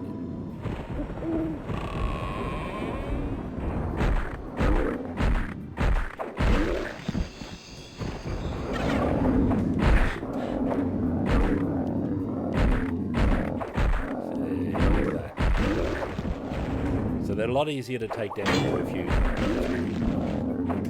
care to parry the blows. I'm actually very curious to see how this plays out in later battles, right, and against other enemies. Right, back. What do you mean back? Yeah, it also overkills them, right? They splatter, so it does a lot of damage. So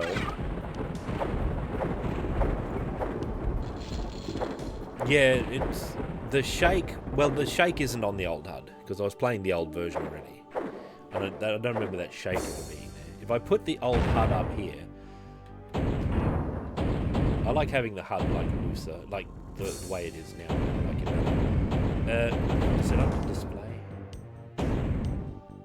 Is the HUD stuff in display? Resolution scale. If I'm not in. I'll give it full screen HUD. Field of view.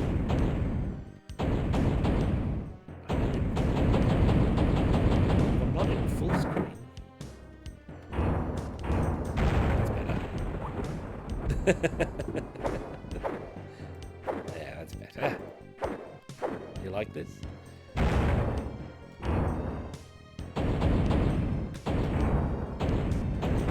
Be in widescreen. Full screen. There we go. Yeah, you don't see it now. You still see a little bit of the juddering. I'm pretty sure that juddering is an error.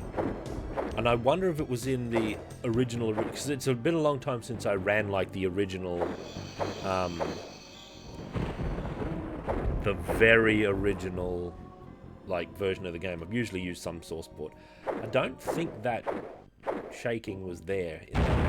I suspect it might be a thing in this game. In any case, it shouldn't be there, because the oldest version would make it a cleric. The oldest version of the game, I don't know, had like the maximum display HUD thing. There we are. See, it's quite a difference. I prefer it like this. Now, one of the big changes in this game is that it does this. You see how it shows you... Also, the lines on the map look ugly here, but you can customize that. It shows you the next thing to do. It puts a big X. I was talking earlier, remember, about how elegantly designed this is, where there's no doors, and you're going to wonder, and eventually you're going to start smashing the windows, and you'll just find the way. And that's how the game starts revealing its character to you. Like in this room, it tells you that you're going to have to be a little bit more detailed. Yeah, you can toggle them on or off, the waypoint thing. They're on by default, which is not how it should be. And like I said earlier, I'll try to explain what I think about this. Ooh, an enemy has appeared. Hang on. Dealt with. That is quite fun to do. Right. Yeah, you've got to... It's a game of exploration. It's not very well understood, like this game. I don't think it's very well understood at its fullest degree. Because it's not just a game about combat, and the level design doesn't just serve combat. It's also a game of exploration and solving puzzles, some of which can be quite obscure and push the definition of puzzle, actually. And its levels sort of reflect this. So you've got to pay attention to the details, and sort of when you come across things that might open up later, like you sort of install them in your mind. It's quite an attention intensive sort of a game as it's designed. So the problem with this being default or being on is that it removes that part of the game, right? So, well, what do I do now? Oh, there, I go there. I go up here. It doesn't tell you specifically to smash this window, which is the one. But once you put the waypoints on, the game is the way the game is. See, and now it has added the key to the map over there. You see the green key? It's added that to the map. It shows you the next thing you've got to do. So that completely removes the game design. And don't worry about like whether or not you think the game design is good or bad, or if it's got flaws, or if you like it or not. The design is what it is, and I think it's a poor form move especially to have it on by default when people aren't going to know any better. People who've never played are going to just accept the developer's recommendation on what default should be. So it's no fault of their own. The actual gameplay is removed. Like, a huge part of the gameplay of this game is just gone. This is like...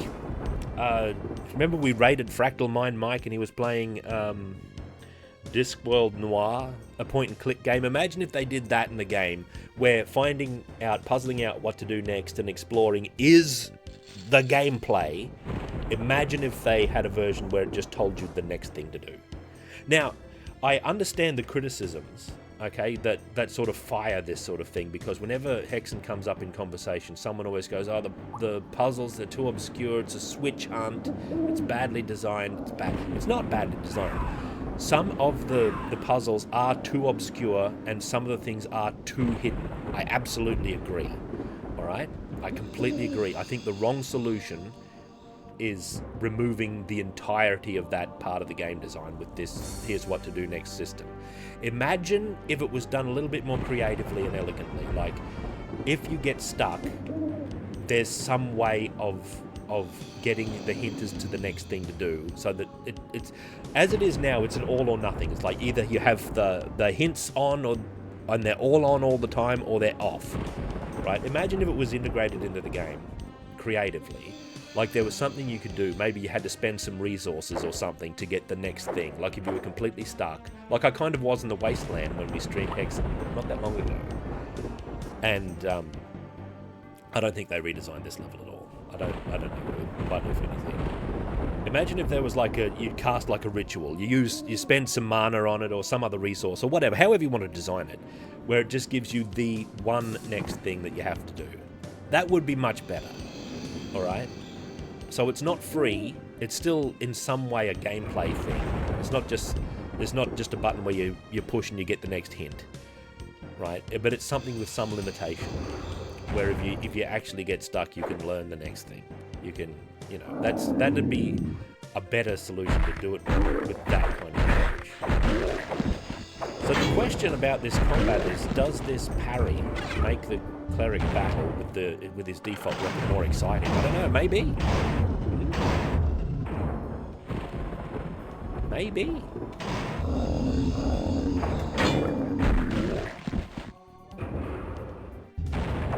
I bet if they redesigned the levels, I bet they've like unhidden a few of the switches. Like, some of them are hidden quite cunningly of old.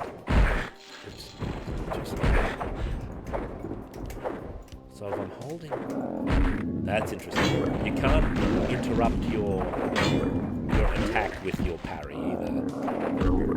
So you can't hold the attack button down and then parry when you see the attack. You've got to have quick. This is good and bad, right? Because the thing about parries when they're in games, as they are in many, many games, is that it turns battle into like a waiting game where you're waiting for them to attack and then you make your move. That's kind of a...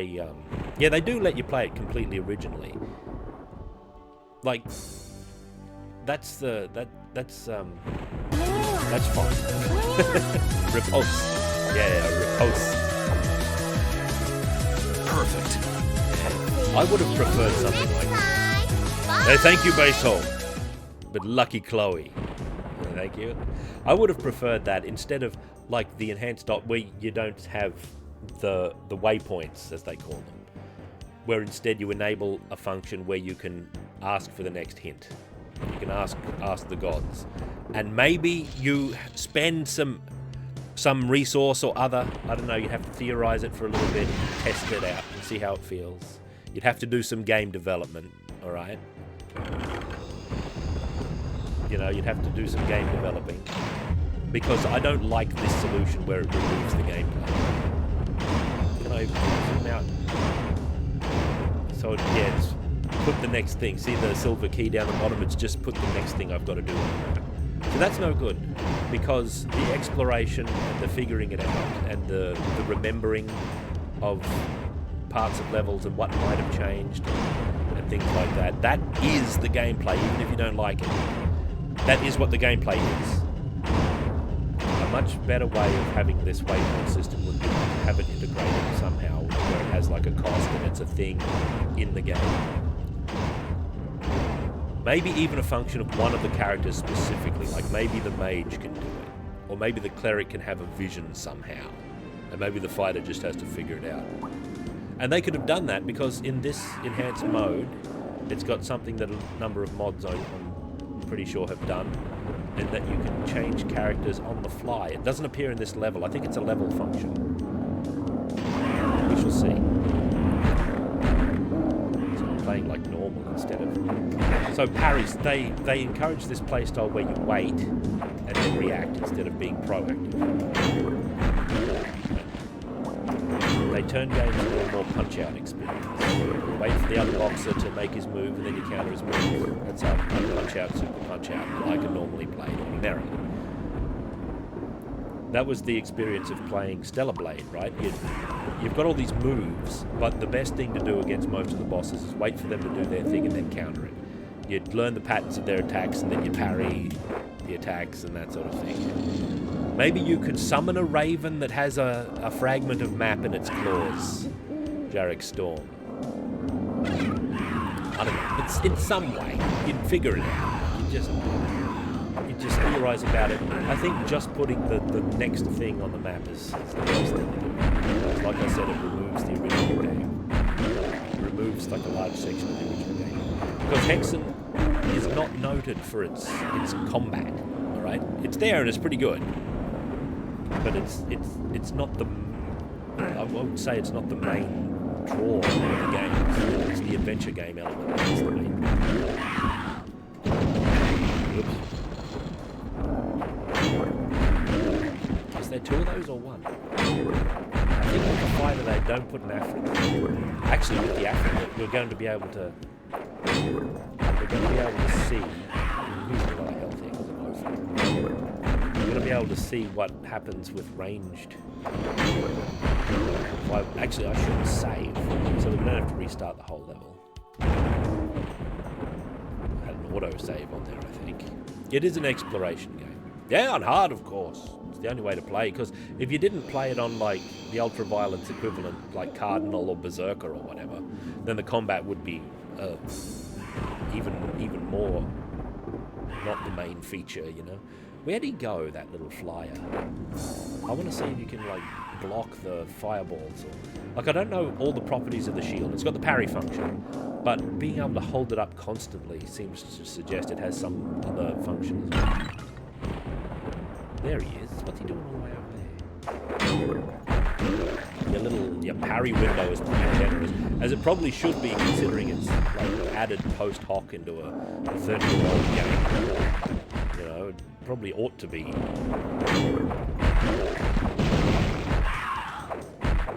Because it's not like the enemies have wind-up frames and stuff on there, like big extensive telegraphing. things like that. Yeah, Netton probably killed it. This is how often it is. But I think the shield's pretty interesting because it's clearly like a new thing you can do in Hexen, which hasn't been seen. 100.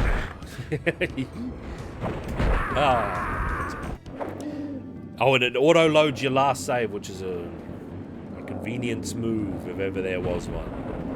Right? Yeah, they infight.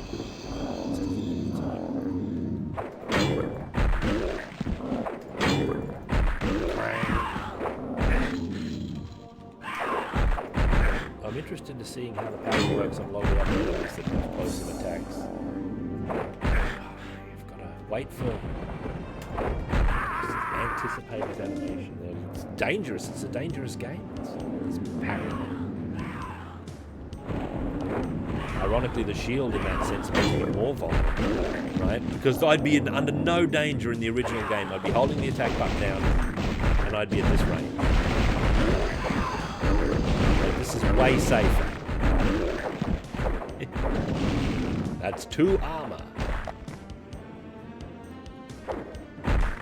Look, see the safety? It's not even much slower. This, right? It's not even much slower than parrying and then counter-attacking.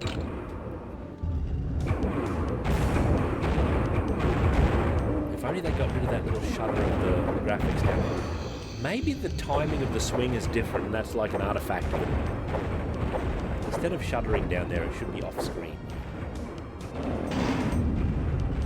Yeah, you don't want to have to parry. Who cares about real life? That's a quartz flask. When I tried this before, I think the bell made a different noise. If you're an experienced Hexenman, you might notice some different tones in the bell. Let's listen.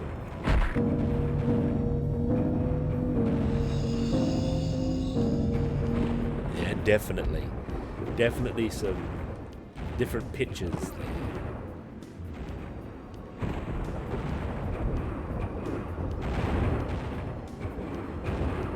Oh, that sounds good, Janice. I like the mysticism of Doom, right? Even though it's set in a science fiction setting, it's still, because you're being attacked by like demons and like this medieval. Ah, here we go. Your armor pickups are a mystical helmet with glowing eyes, and there's healing potions. And the first healing thing you need to find in the game is these healing potions. No experiment though.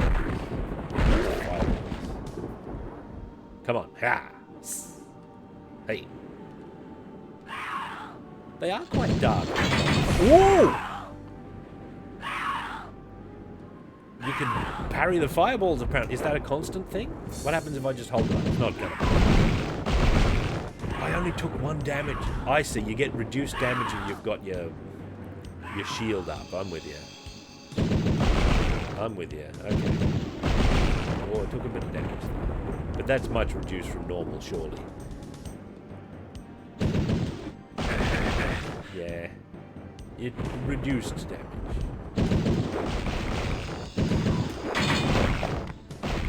Ooh. I wonder if you can, like, parry the volleys of the wizards that show up later. They're homing, swirling, magics. There's an Netton in here, by the way. Struck down. Get out of here.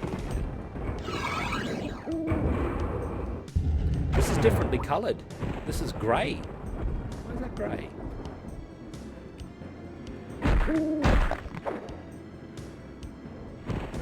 This is coloured differently. And there's those things. I don't think they were there of old as either.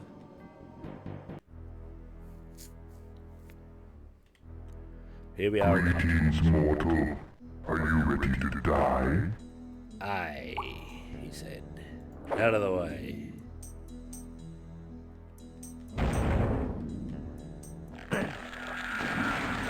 Alright.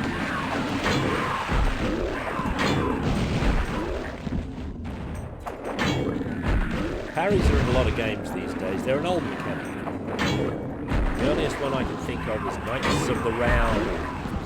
It's a very modern parry for an old Capcom beat 'em up. Where when you parry an attack, you actually get a period of invulnerability. You can attack the enemy with impunity. Hello? Much in the style of... Those are all clocks. Well, there's a thing. Much in this... Hang on. There's experimenting to be done here. The parry timing's lenient. I don't think it should be. I think it should be lenient. At least in this game. Probably the correct one. We're working with very old enemy sprites with the limited frames. They're not going to redraw like the attack animations to be like properly telegraphed, clear active frames and things like that. So it should probably be a little bit. Now this, class change. Right, this is what I mentioned earlier that I'd heard this game is the ability to just swap classes. This is a good feature that I approve of actually, because your character only has 4 weapons. Hang on, I've got to put the light on. Here it is.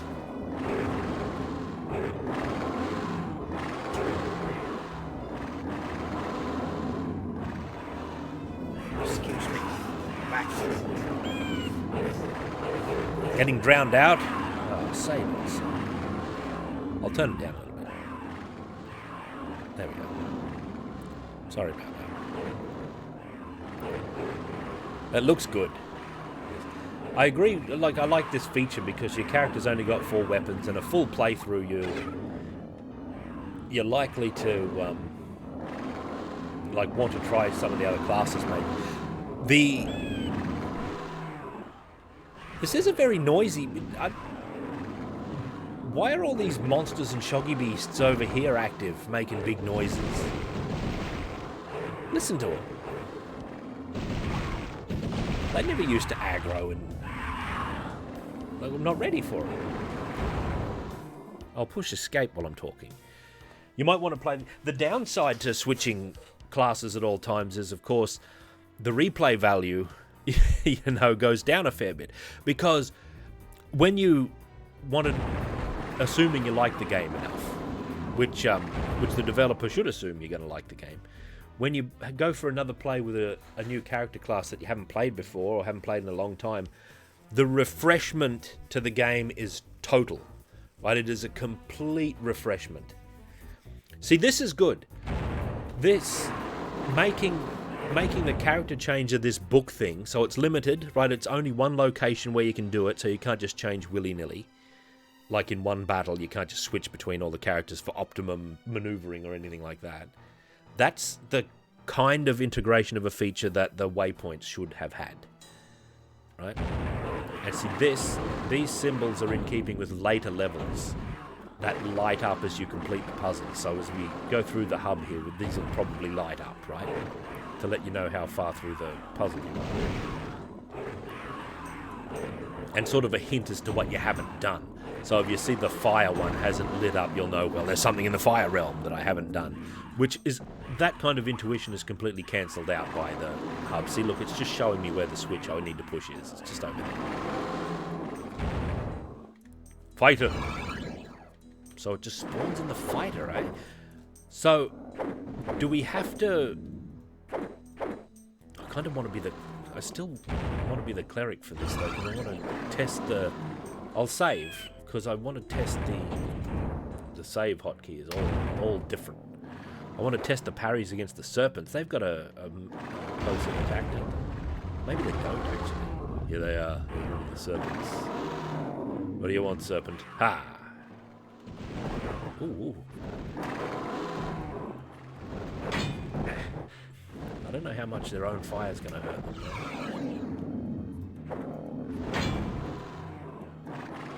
Do they have a close? Oh, look out, speaking beast. Good night. I parried something there. See, they've got like a one-frame bite they do.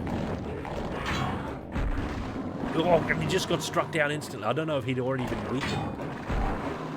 See, we did a parry there, but it wasn't like a spectacular parry. Because their bite animation is the one frame of their... That's why you can't tell exactly when they're going to attack, because they're still running on like, the AI that randomizes exactly when they're going to make their move. These...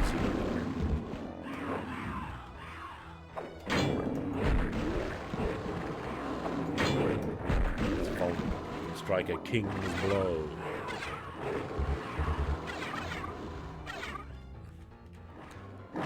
So with character changes, I wonder.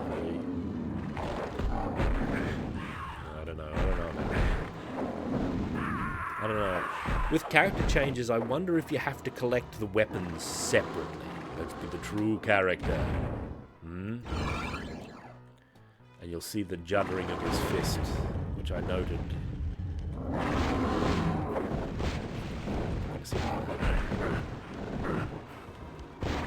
They're more aggressive than they used to be. Also, didn't the fighter get changed to his box? Hang on. Magical bomb with class-based effect. This is one of the things. These flechettes, as they call them. Every class uses them differently. The fighter throws them.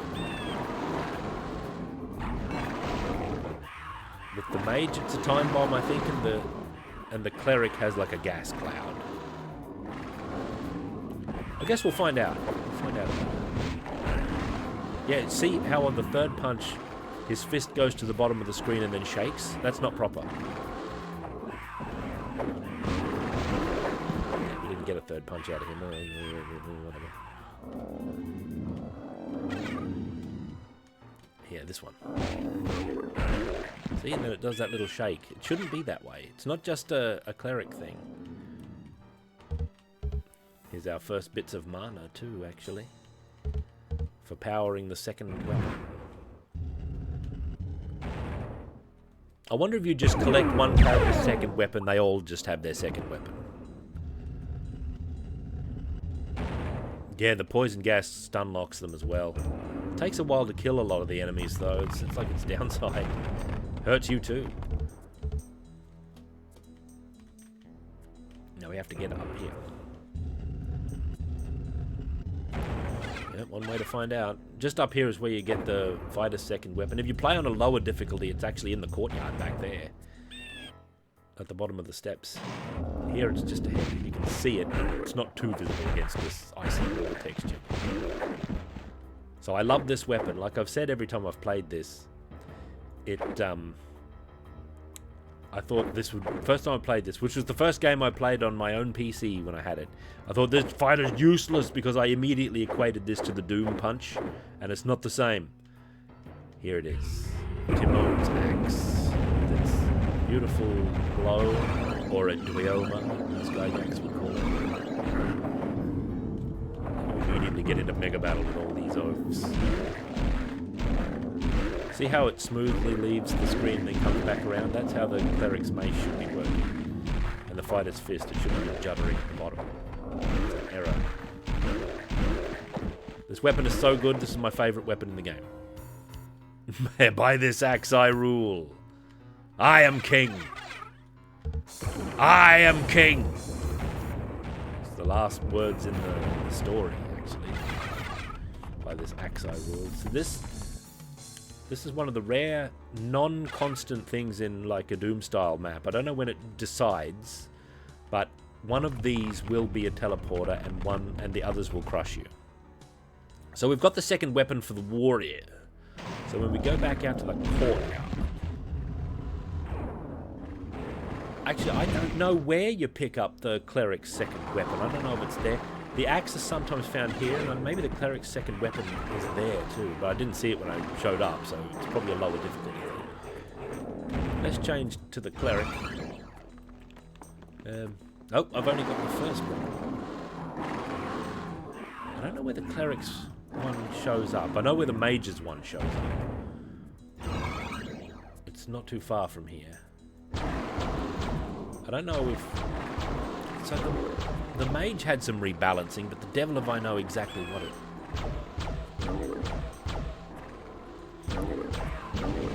Well, it is a 3-hit combo, but it's already got a visual indicator.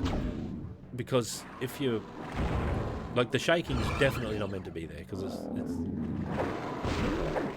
You'll notice on the 3rd hit, you actually have to be hitting an enemy for it to trigger, like in Final Fight. On the 3rd hit, he punches further and has like a long follow-through, but the shaking doesn't make any sense. It's not proper, so... I do. Yeah. See the big follow-through on it? The shaking shouldn't be there, and it shouldn't be there on the parry's The 3rd hit in the series is more powerful. It's very satisfying to use. That's if you were upgrading the game, I'd maybe enhance the animation of that punch a little bit more too. Or I would make the 2nd hit a left-handed punch, maybe. Right? Maybe that. I don't know. Maybe that would be enough. Right, left, right would be enough. I've got Timon's axe, though. Rarely do I deal with anything. I've got the money to use Timon's axe.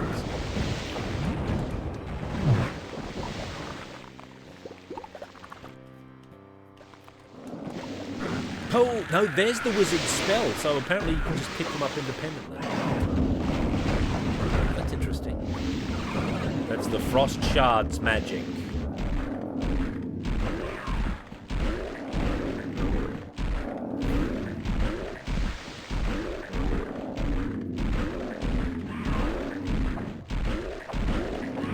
Look at Timon's axe. Who needs parrying this cleric? Who does he think he is? Yeah, an uppercut launcher, that sort of thing you could throw in. Maybe it could even be a matter of chance, like a random other thing. But at that point, you know, I guess if you follow this, the next thought is, whoa, there should be executions. And then, oh, there's going to be executions, enemies have to go into an execution state, and they're going to be stunned, and there's the variance in the health, and you've got to figure it. And all of a sudden, you're not even playing the same game anymore. It's so easy to go too far. This is the way. This is a deadly part of the game, actually. I should save, just in case. I don't usually save here. Because I like this part, because it's a part of high daring, right? You jump over here, you know, that sort of thing. You don't actually have to do that. You go this way.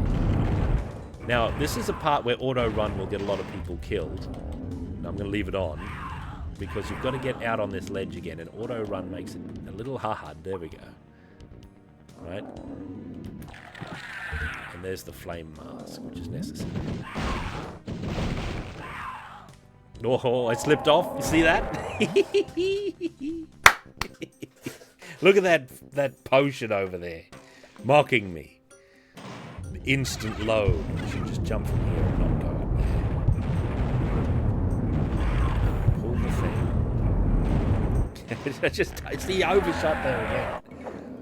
Ooh.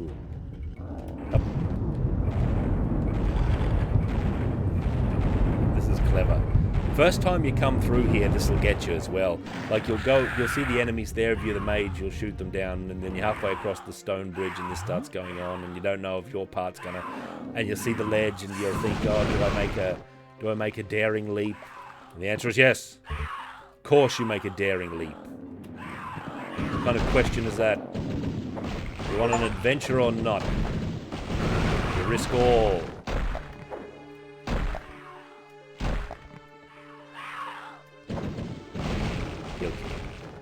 This switch is actually our objective. I bet it's on the... Yeah, look, it's marked on the map so you don't miss it. 1/3 of the puzzle has been solved on 7 portals. In the original version, that's all you'd get. You'd get told that 1/3 of the puzzle's been solved. Then you go back through the portal and then you think, what on earth was it talking about? But I bet this is... Yeah, look, it's lit up. It's lit up now to remind you that you've done the fire part. There's actually 2 fire parts. All the parts have 2 things, because there's 2 sides to the 7 portals here. There's a whole other set of doors. We'll deal with that. So we got the wizards. I wonder if the wizard's second magic is much different. It's the Frost Shard spell.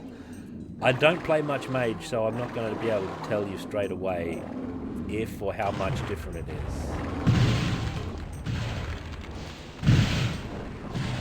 significantly more powerful. Shadow wand, right? Yeah, these hand sprites are so good. He's got his array of cosmic jewelry there and all that stuff. The frost shards, they still do. They actually have an attack when you're close to the enemy, so it's proximity based. They won't shoot out their projectiles. You'll just sort of do a touch attack where you freeze. Right. Where's the cleric's second weapon? I wonder if we'll come across it. I wonder if we should go in here as the cleric, because here come the centaurs, alright? But I'm the mage. Let's just look. So if you're close enough, you just sort of touch them like that. Oh, it takes 2 touches. Whoa. This is my least favourite weapon in the game, the frost shards. I don't like it. There's a centaur. Hang on, I'll be right back. Let me be the cleric so I can test the battle skills against the centaur. I'll save even. Because trying to parry will cause mishap. I'm very interested to see... they shatter on their own. They don't unfreeze, by the way. Yeah, the serpent staff should be around here somewhere.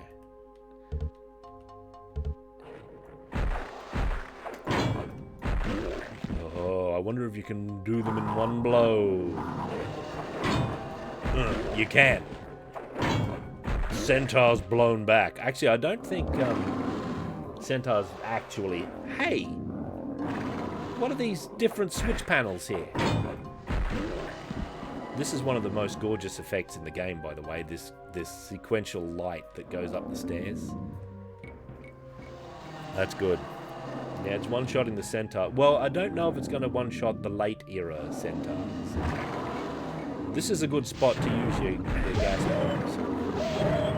Just walking through it. What did they get to do this time? Very effective. It lingers a long time, though. So you block off your path and you just have to sit here going, yeah, no.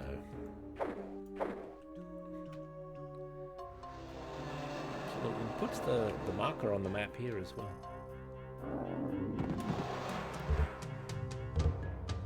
Yeah, these have got a different colour.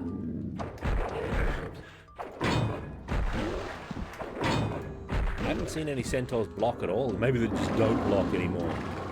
Maybe that's the flavour of the month.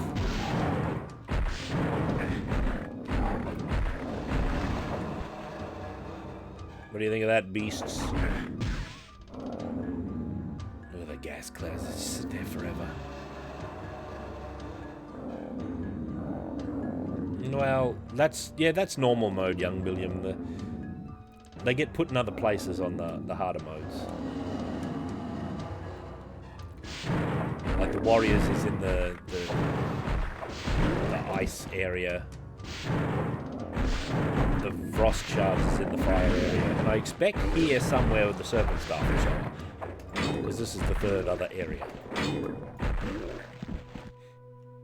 That's an interesting new battle dynamic, being able to do that. You don't want to do it all the time. Because battle situations just won't allow for it. These Ettins being a bit more aggressive and having more attack range kind of works well with that. It works against them, actually, in battle. Because you can more easily predict when they're going to do their attack, I suppose.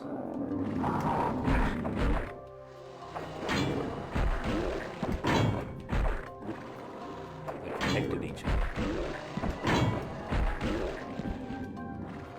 Damage I'm doing.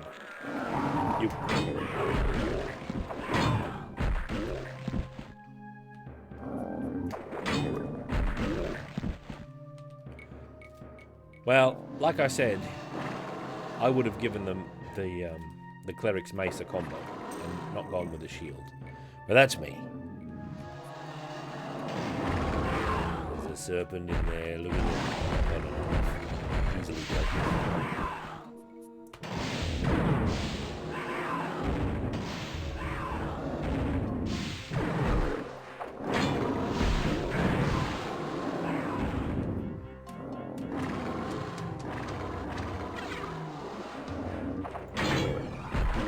double parry. They seem to stay in stun for a long time as well. There's a third of the puzzle. No sign of the weapon yet. We can open this up as well, actually. And we can do that by pulling one of the bull's nose ring switches back yonder. When you're getting attacked like that, you can kind of mash the parry into the... That one should do. Or is it the other one that opens that up? Good question. I can't remember. Yeah, it's directing me back over that other way. Yeah, this shield is newly minted. Oh, it's new. You can't mash it. You can get like a second... There it is. There's the serpent staff. I wonder how different the serpent staff is, if at all. Doesn't do anything on right click. It's these two serpents holding an amulet with a serpent's eye.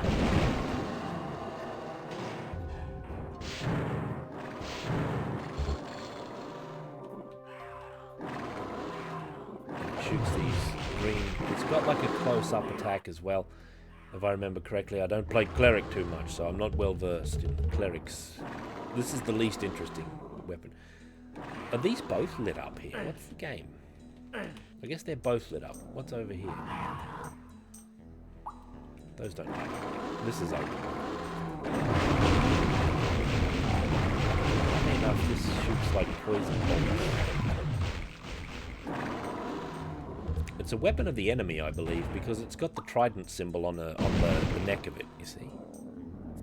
Yeah, exactly, Stoats. Two snakes coming together. Oh, look, it's got new animation on its close attack. Now, I don't remember if that has life drain properties or not. We're coming up to one of the pristine challenges of the game, which is the Yetis, right? The snowmen. They live down there and they shoot those bolts. When I play without saving, as the warrior, I usually die down against them. But I'm a cleric at the moment, and I've got a trusty serpent staff, so I'll be able to bring them down from afar. It still doesn't make it a guarantee. Like, hang on, let me... It still doesn't make it a sure run thing. So I'll make it a little safer. Those are some tricky traps back there. See, the Yetis are dangerous. They're dangerous,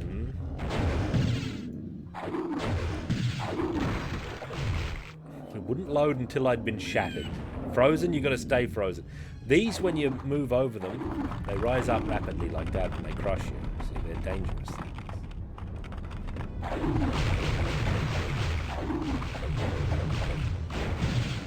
The Yeti's bolts burst into like a series of little shards that come out. That makes them dangerous. It's a very dangerous room later. It is an optional room, but it's full of Yetis and you just teleport into the middle of it.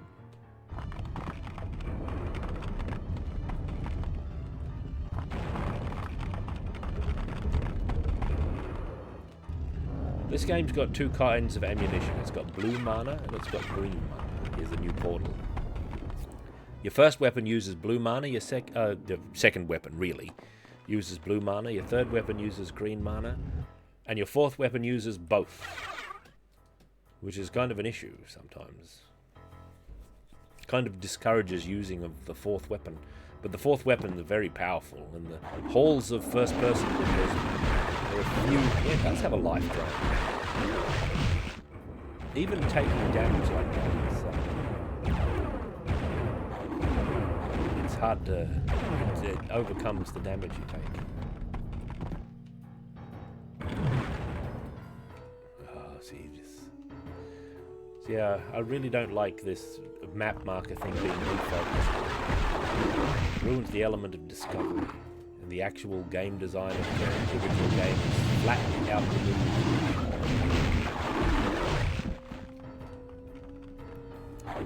Why would they feel the need of putting that in exactly?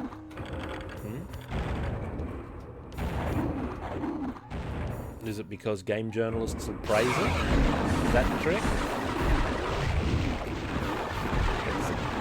My health was being evaporated. Is that what's going on? Well, you don't have to hunt for switches anymore. The new feature opens up the game to players of all skill levels. 9 out of 10.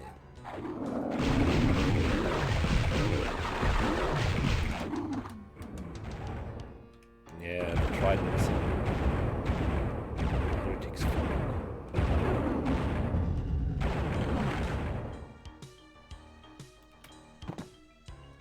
Oh.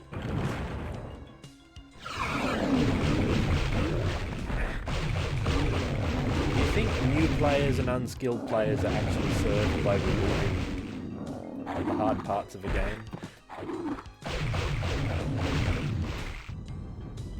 I have my doubts about that.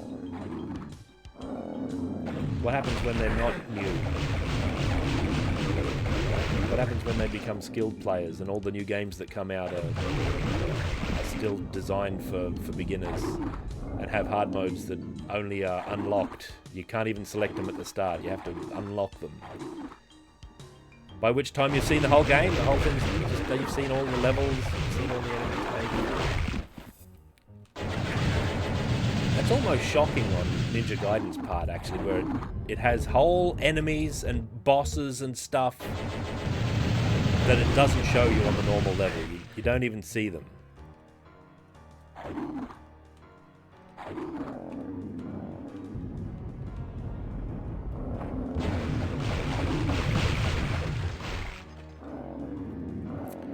Nah, that's just false, Cora.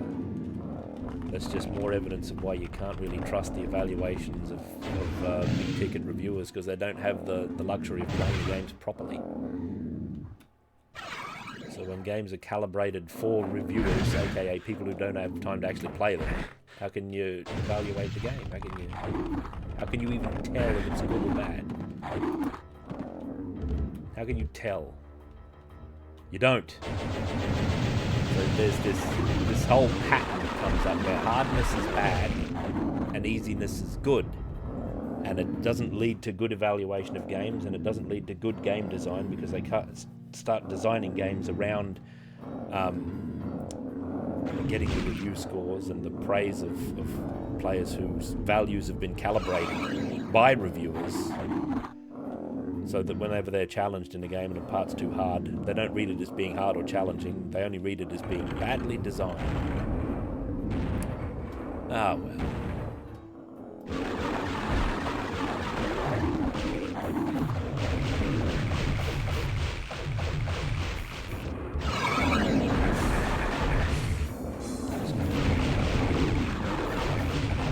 This is the least interesting weapon in the game, in my opinion. And this has prevented many cleric playthroughs. The cleric third weapon is much better. It's a pillar of fire, or a line of fire, that sort of turns into a burst of flame, which is much more interesting. Makes green mana though, which is rarer.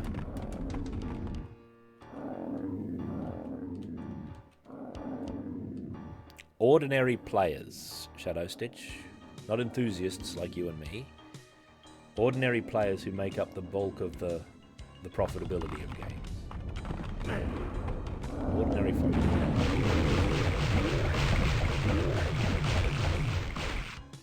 Oh yeah, Souls-like have permission. They've got permission to be hard.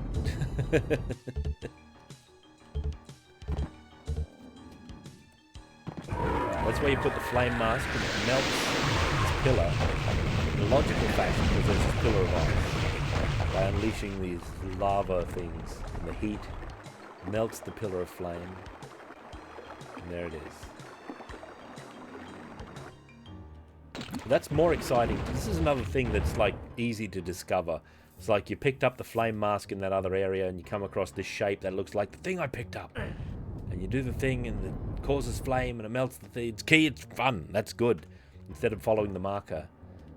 Following the marker makes things a lot less interesting in virtually all contexts. Look at this up here. Look at this pad. More Yeti coming. Yetis are much more exciting to fight when you're the warrior. Yeah, I appreciate difficulty settings as well. I don't like hiding them, though. I like, maybe I should have saved before I did this part. Because I could die in horror. Pillars of Flame! Tonight! Never miss a game. I'll save here. Because sometimes you die in horror here, or at least I do. There's a switch over here. Don't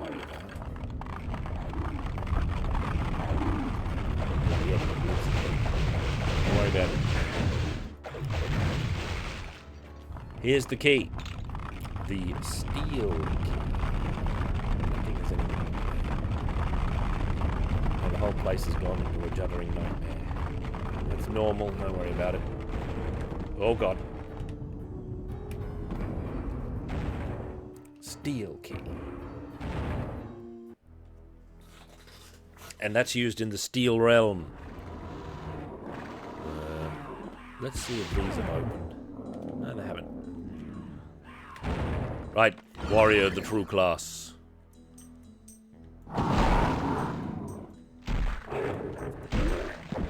So fighting the centaurs as the warrior, they would quite often block, and they just block, and there's no interaction with the blocking except your attacks don't work. So you'd stand there and, you know, they'd hold their shield up and you'd have to just wait. Changing that in some sense is good, but I haven't seen one of them block at all yet. Like, what if when they block, they absorb one attack, and maybe it even bounces you back, eh? Maybe you get a parry state or something. Maybe only if they telegraph the block when you do that.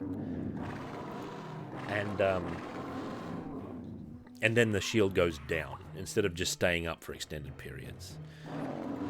I'm interested to see if they change the more advanced centaurs. They hold their shields up in the exact same block animation, except they're not actually blocking. Sometimes they're shooting a projectile out of their shields, and you can't actually tell which is which.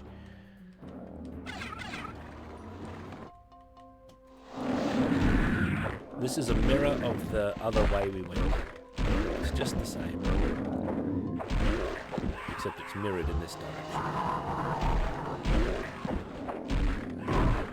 Oh, he's blocking. And he stopped blocking pretty quickly too. A change like that is certainly enough.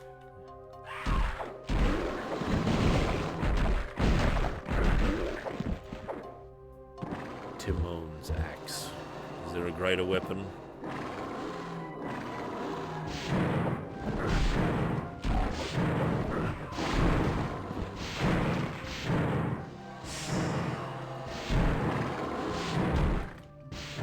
Actually fight through the window. It's a lot safer, actually.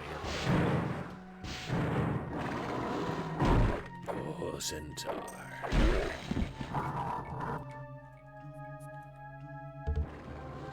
So this has all been dealt with. I'm going to go fully the other way because there's centaurs in the alcoves and you've got to fight them. Oh, is my stream already nearly over? We've got a little more than half an hour left. They only take 2 blows of Timon's axe normally, which is the same number as an Etten takes. They must have health comparable to an Etten. They feel a lot more durable in the original version because they block a lot.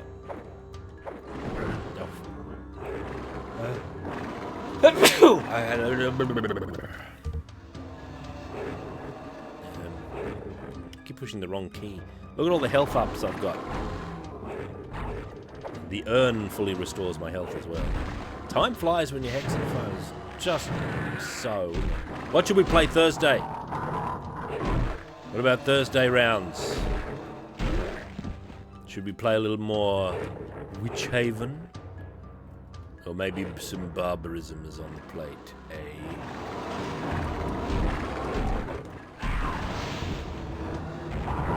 Just plunge down. It's better. A real warrior does not fear such things. Condiments. Well, not many actually. I usually like plain food.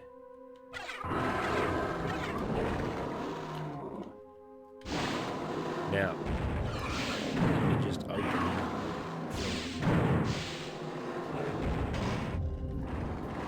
this way.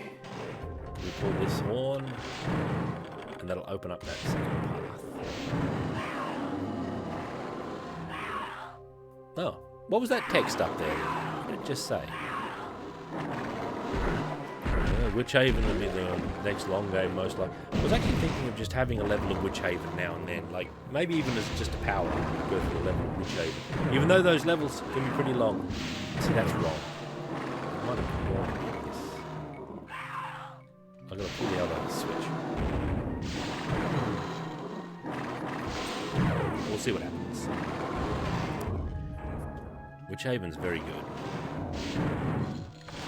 Witchhaven's not a high continuity game. What are you doing here? You have to pay attention to like details and what you did next, because it's like nice discrete levels. I love Witchhaven. I think it's so good. Once I got the measure of the game under me again, Witchhaven 2, it's all opening up. Especially with the two-handed sword becoming a common item. I suppose I should hesitate to say common exactly, but I'm already walking around. We've seen several. Stairs have risen on the 7 portals, that's what it says. Stairs have risen. Now that's the key.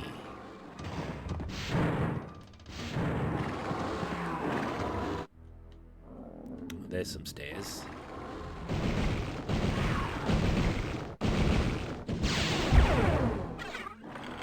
Pull that.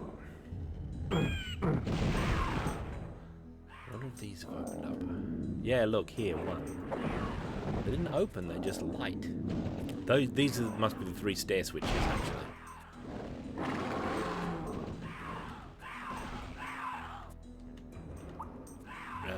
This way. The next unknown realm.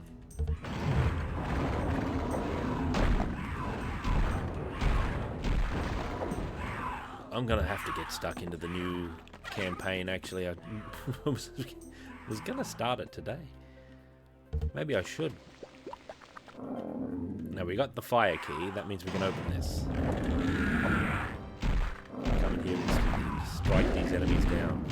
The cleric, the cleric was here, what an oaf. He'd be back here parrying with his new weapon, a fool's way. When you've got a weapon, you put it in front. You don't put the shield in front.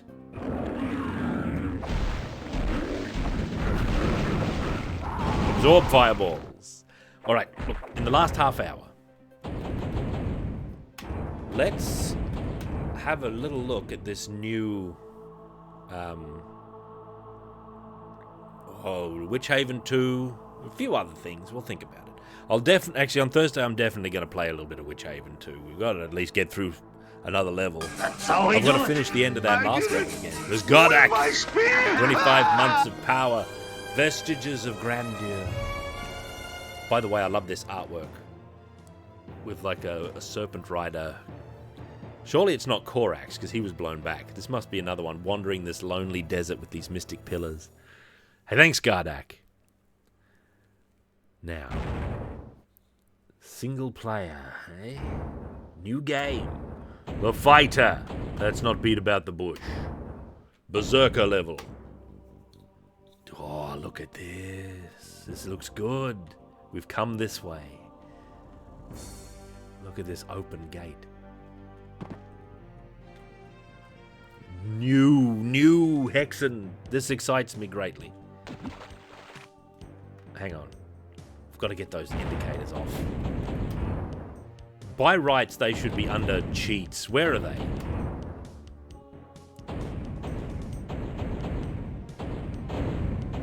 HUD input hints? Huh? Certain actions on the HUD? I have to start a new game to disable those options?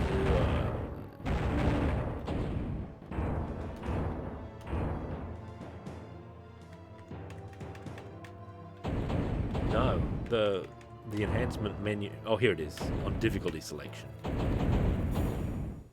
Improved navigation, waypoint markers, and less obscure puzzles. Now, I don't want the waypoint markers because I think they spoil things too much. The enhanced weapons you find in the enemies are gabba gabba. Right. They're still on there. Are they default for this new campaign?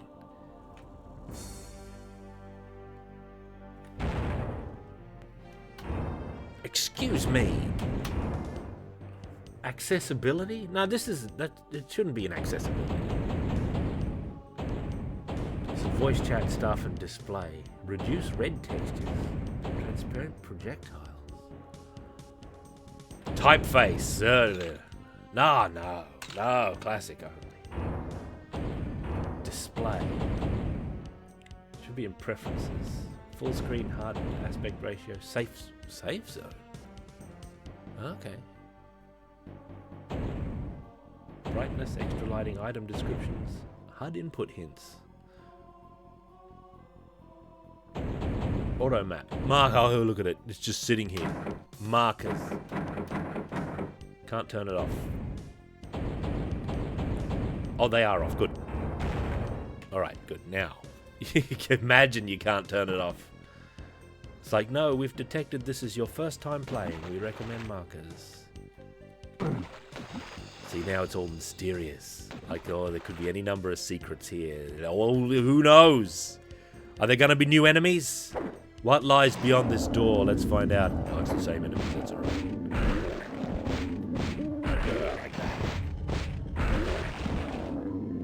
My arm quakes with anticipation.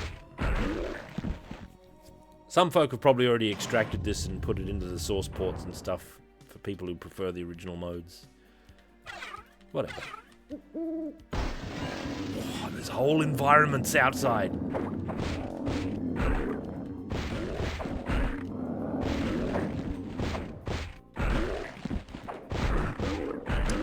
This punch combination definitely influenced by beat 'em ups.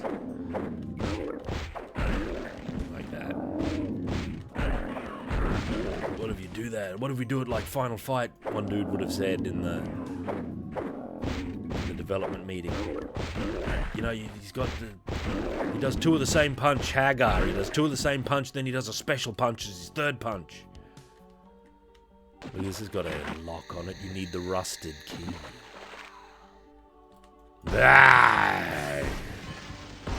This is an extreme version of what I was saying about the first room earlier, isn't it? It's just nothing but stained windows. This is another rusted key door. We'll sort that out. You. Dealt with. You. Oh, look at this environment. Oh, already they're starting to give me grief. They've got the more advanced centaurs.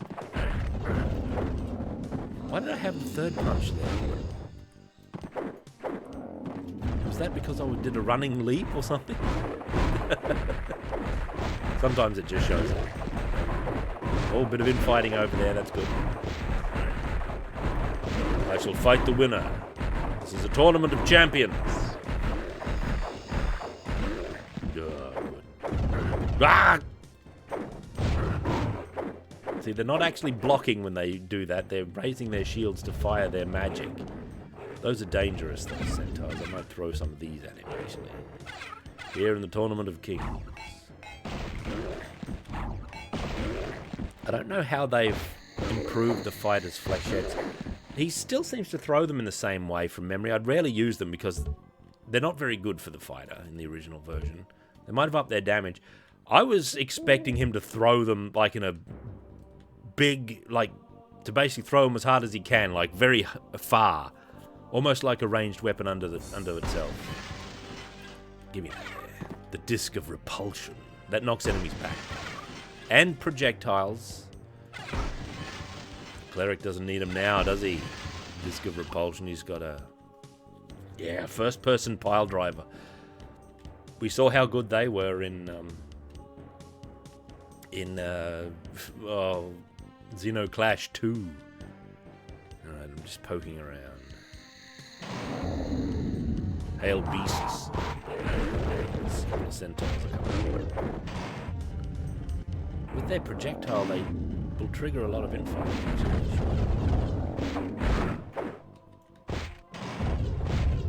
I need my axe.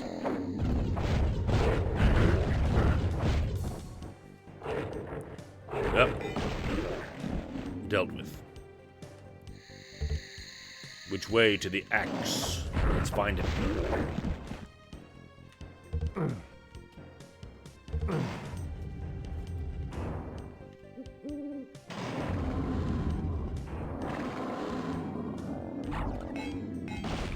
Criticisms about difficulty, I find, rarely ever come from people who are actually having a hard time, who think a game is too hard. They really often seem to come from people who imagine that there must be someone who has a hard time and then make the complaint on the behalf of this imaginary person. What about new players, they say? Well, what about them? They'll figure it out. They'll be okay. Everyone was new players at some point. If they like the game, they'll play it and they'll get good at it.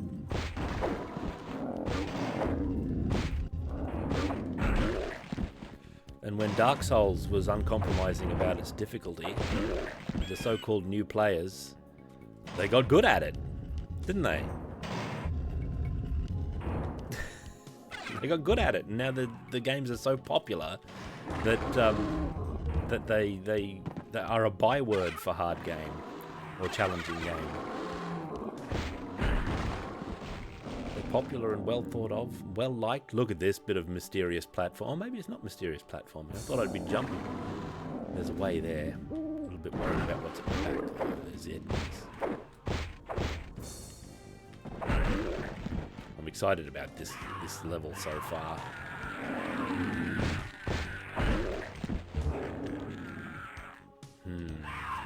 That needs a jade key. Yeah, non-gamers beat it all the time, you know. You're right. I don't even know that it was that hard, except for the fact that it chose a style of difficulty that was unusual at the time. And it was uncompromising, meaning it didn't have an easy mode, or it didn't worry about convenience so much. It just trusted that you'd get there. Like EverQuest. EverQuest just trusts that you'll make it. You do. There's a warrior behind me. Who's throwing a fireball from behind me? Yeah, some distant beast. There he is. I see you over there. Oh, never mind that. I'll get to you. After I've dealt with this.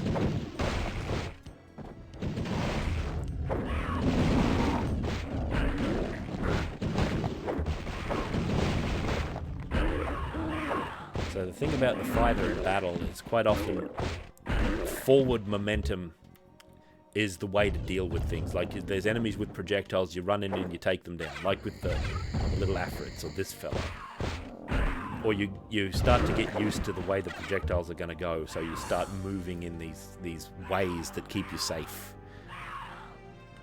Yeah, Dark Souls maybe wasn't hard. I can't really comment because I didn't play it, did I? It was challenging in a way that people weren't used to. I think I've heard one or two folks say that it had an arcade style of difficulty, perhaps. I've also heard that you can just run past all the enemies. Oh, God, that activated that trap. Speaking of projectiles.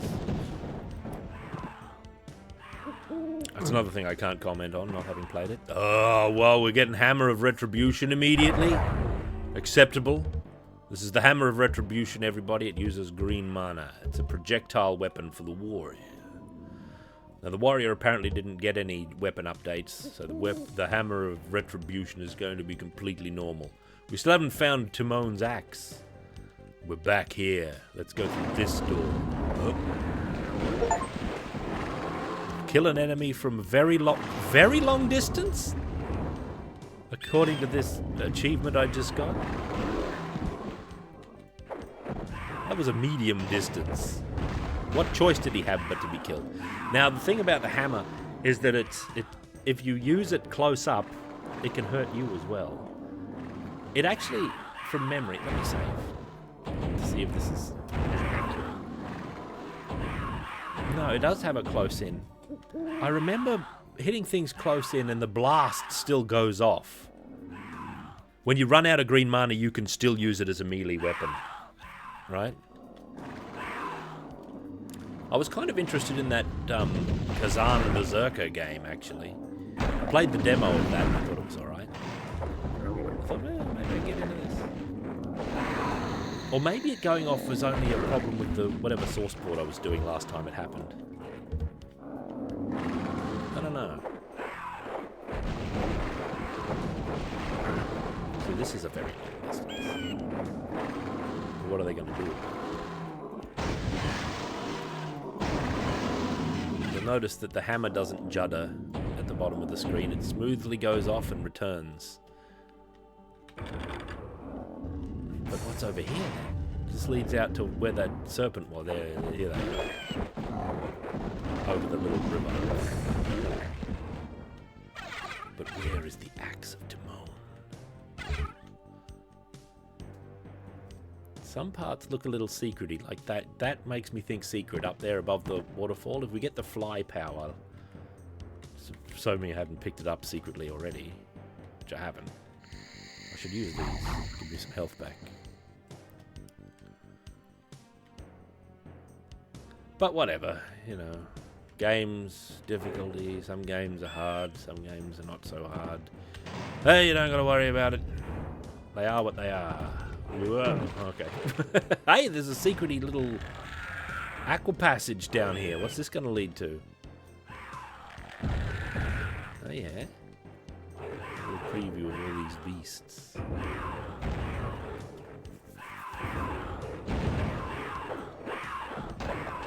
That's something that puts me off Dark Souls, actually, if I'm honest, is the RPG factor. I'm not really interested in stats and stuff in a game such as that, in like a good action game so much. Sometimes they're not too bad. But it's never something I really think was the interesting part. Like recently with Bard's Tale, which is an action RPG, sort of, the stats weren't really the interesting part. Although, I guess they were in that game. Especially with how they affected the companions. I'm also not sure about how the classes work in Dark Souls, because it's got classes, right? Dark Souls, I don't know if Demon Souls does, but Dark Souls I'm sure does. Is it just like starting configurations for your character, or is it actually something class-like, which I like? Didn't like it, yeah. Well, I played it once a little bit and I thought, I don't like this. I was starting stats and equipment there, so... For good or ill. You see how far he was knocked back after being struck by the hammer? We've got less than 13 minutes. Hey, here's the rusted key. And here we are out in the field. We can find our way back to that rusted key door over there. Morning. 2 strikes of the Hammer of Retribution. Let's use all of our ammo, actually, so we don't even have the option. Good. Now we're ready to take on anybody. Now we've as good as got the Axe of Timon. Look at the Hammer of Retribution. What a weapon. All of the fighters' weapons are great. It's the best class in this game. I don't see how that's an arguable point at all. So Dark Souls, even though I didn't like it on first pass, it still remains interesting. Maybe I'll play it one day, but maybe I should play one of the later ones, like the Elden Ring. Maybe just Elden Ring, or that Berserker game that's quite similar, from what I've heard. This nonsense, you. Oh. Bloody centaur. Where's my flechettes? They're not normally that aggressive, so that's probably one of the changes.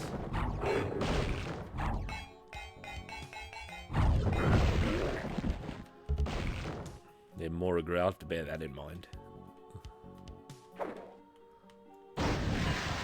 Elden Ring tedious? Maybe. But it's quite pretty though. Like, it looked nice. Aesthetics are important.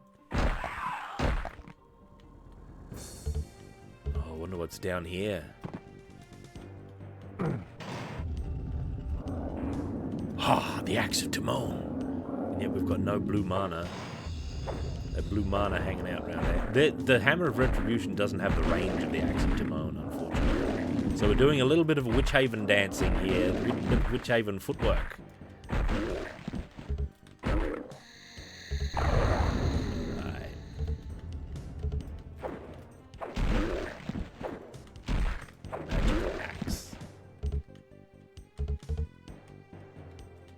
Not too long, the stream's gonna end.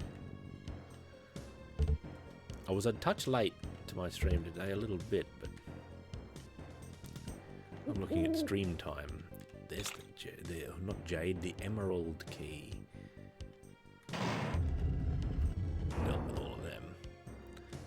That's where I commissioned my first flying leap across the broken bridge, but I wonder what's underneath. Like, do you think there's a secrety down there? There could be.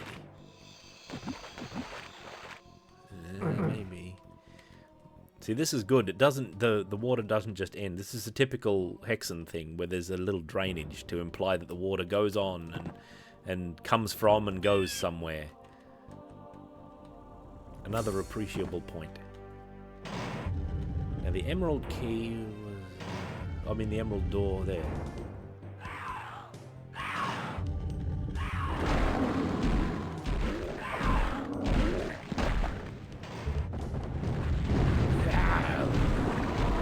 Be gone, serpents. You're not fit for combat with me.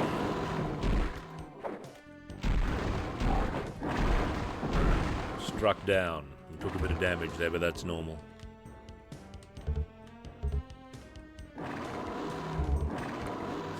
Big serpent chamber. There could be secreties around here too.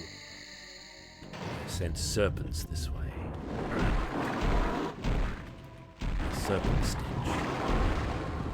It's thick in these lands.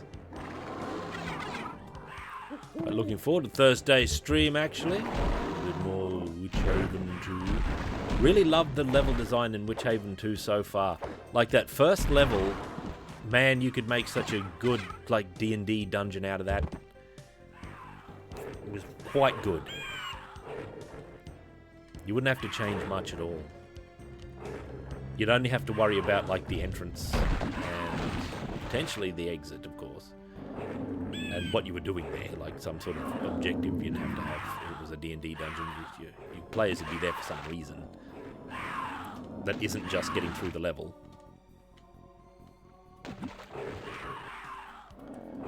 But I thought it was a very strong showing with lots of little areas. See, like the very first area, you start on the bridge above the lava pit where the devils are, and there's all these pickups down there, and you know you can't survive down there, but it like installs it later. That's a classic dungeon like trick, letting you see parts of the dungeon that you can't get to yet. You know, makes things very memorable. Going across a big bridge and seeing like Goblin Village or a wandering monster and a little river down there maybe, and part of a mushroom forest or whatever you want to put in like a lower part of the dungeon that they can't quite get to yet. Or if they're clever, maybe they can just get down there now if they brought enough rope, or if they've got levitation magic or stuff like that. Who knows? And you don't even worry about that in the design, because if you design your dungeon good, or if you design it well enough, I should say, that it'll be completely able to cope with players just getting around it and not doing parts of it, which is a chief reason why adapting dungeons from other sources is actually excellent. Because I find when you create a dungeon designed specifically for the party you're playing with, you fret over them not going to parts of it. You design it to be played in totality, and skipping parts becomes like poisonous in your mind, because you'll feel like you're wasting your time. If you design this whole chamber, like this chamber with these centaurs, and here's a mystic urn, and all this stuff, what if they never go to it? What if they go around it? You've just wasted an hour and a half of your life making the thing, and you think, well, what am I doing? So a lot of the time when you're making a dungeon for your campaign, start with something else that's already good, like level 1 of Witchhaven 2. I would recommend that. Now, during that rant, I got a little bit turned around. Favorite dungeons, man, I'm not even sure. Well, one that I've appreciated recently, because I got a physical copy of it, is the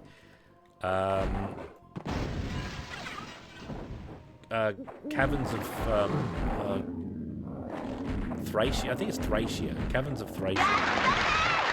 Where is the Ultimatum Warrior from the Judges Guild by Paul Jacques, or however you say his name.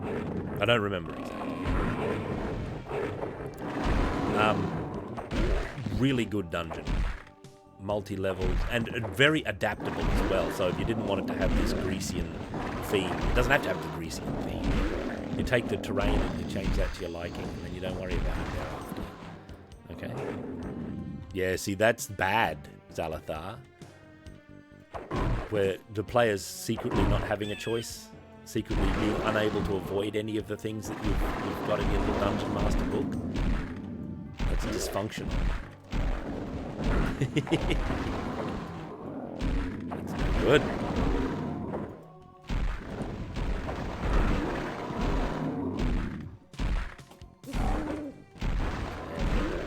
Look at this battle area.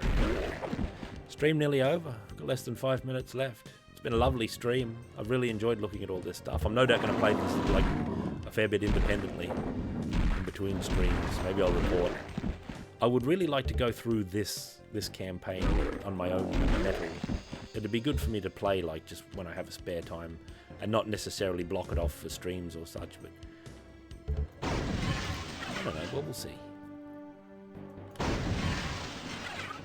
It does hurt them though. It means the experience they had isn't authentic. And when they talk about how they cleverly avoided this and you know that they didn't, you should feel some guilt there. Right? There should be some guilt. The game should be legitimate, right?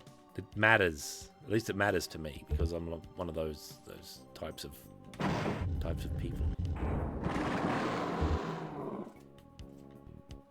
Should be a real adventure with real space, not a quantum zone where avoiding the one room now just means it'll come up later. What if they double back? What if they go in one straight line and you rearrange the whole dungeon so that they see all of it in the straight line and they go back and they take like the second route and you've already used all the second route in the linear thing. You've got to all of a sudden be in the unenviable position of coming up with something good on the fly that seems like it didn't, or they'll know. And they'll know. They can tell. Players can often tell.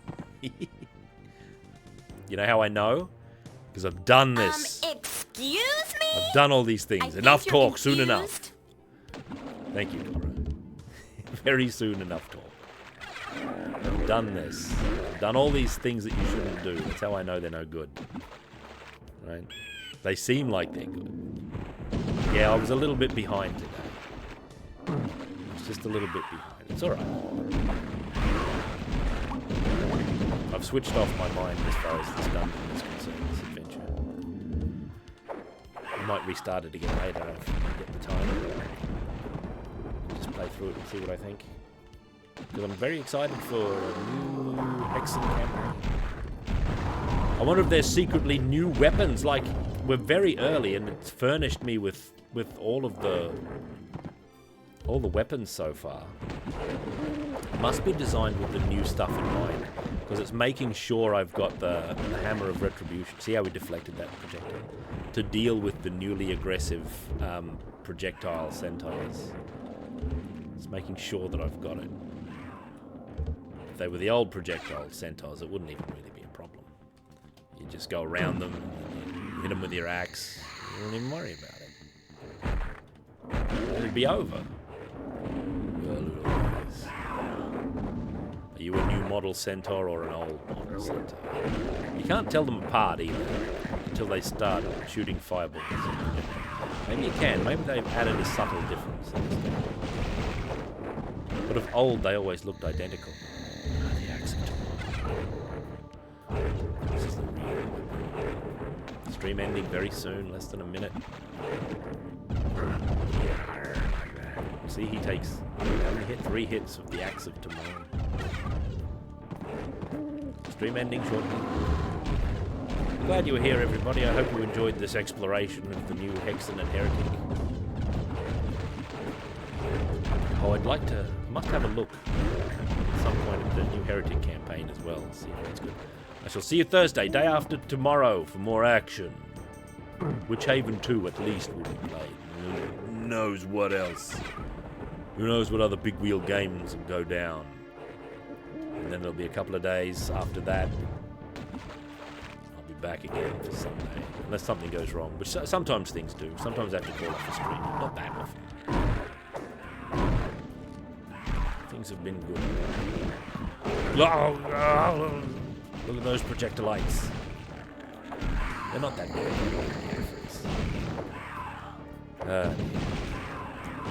The stream's getting.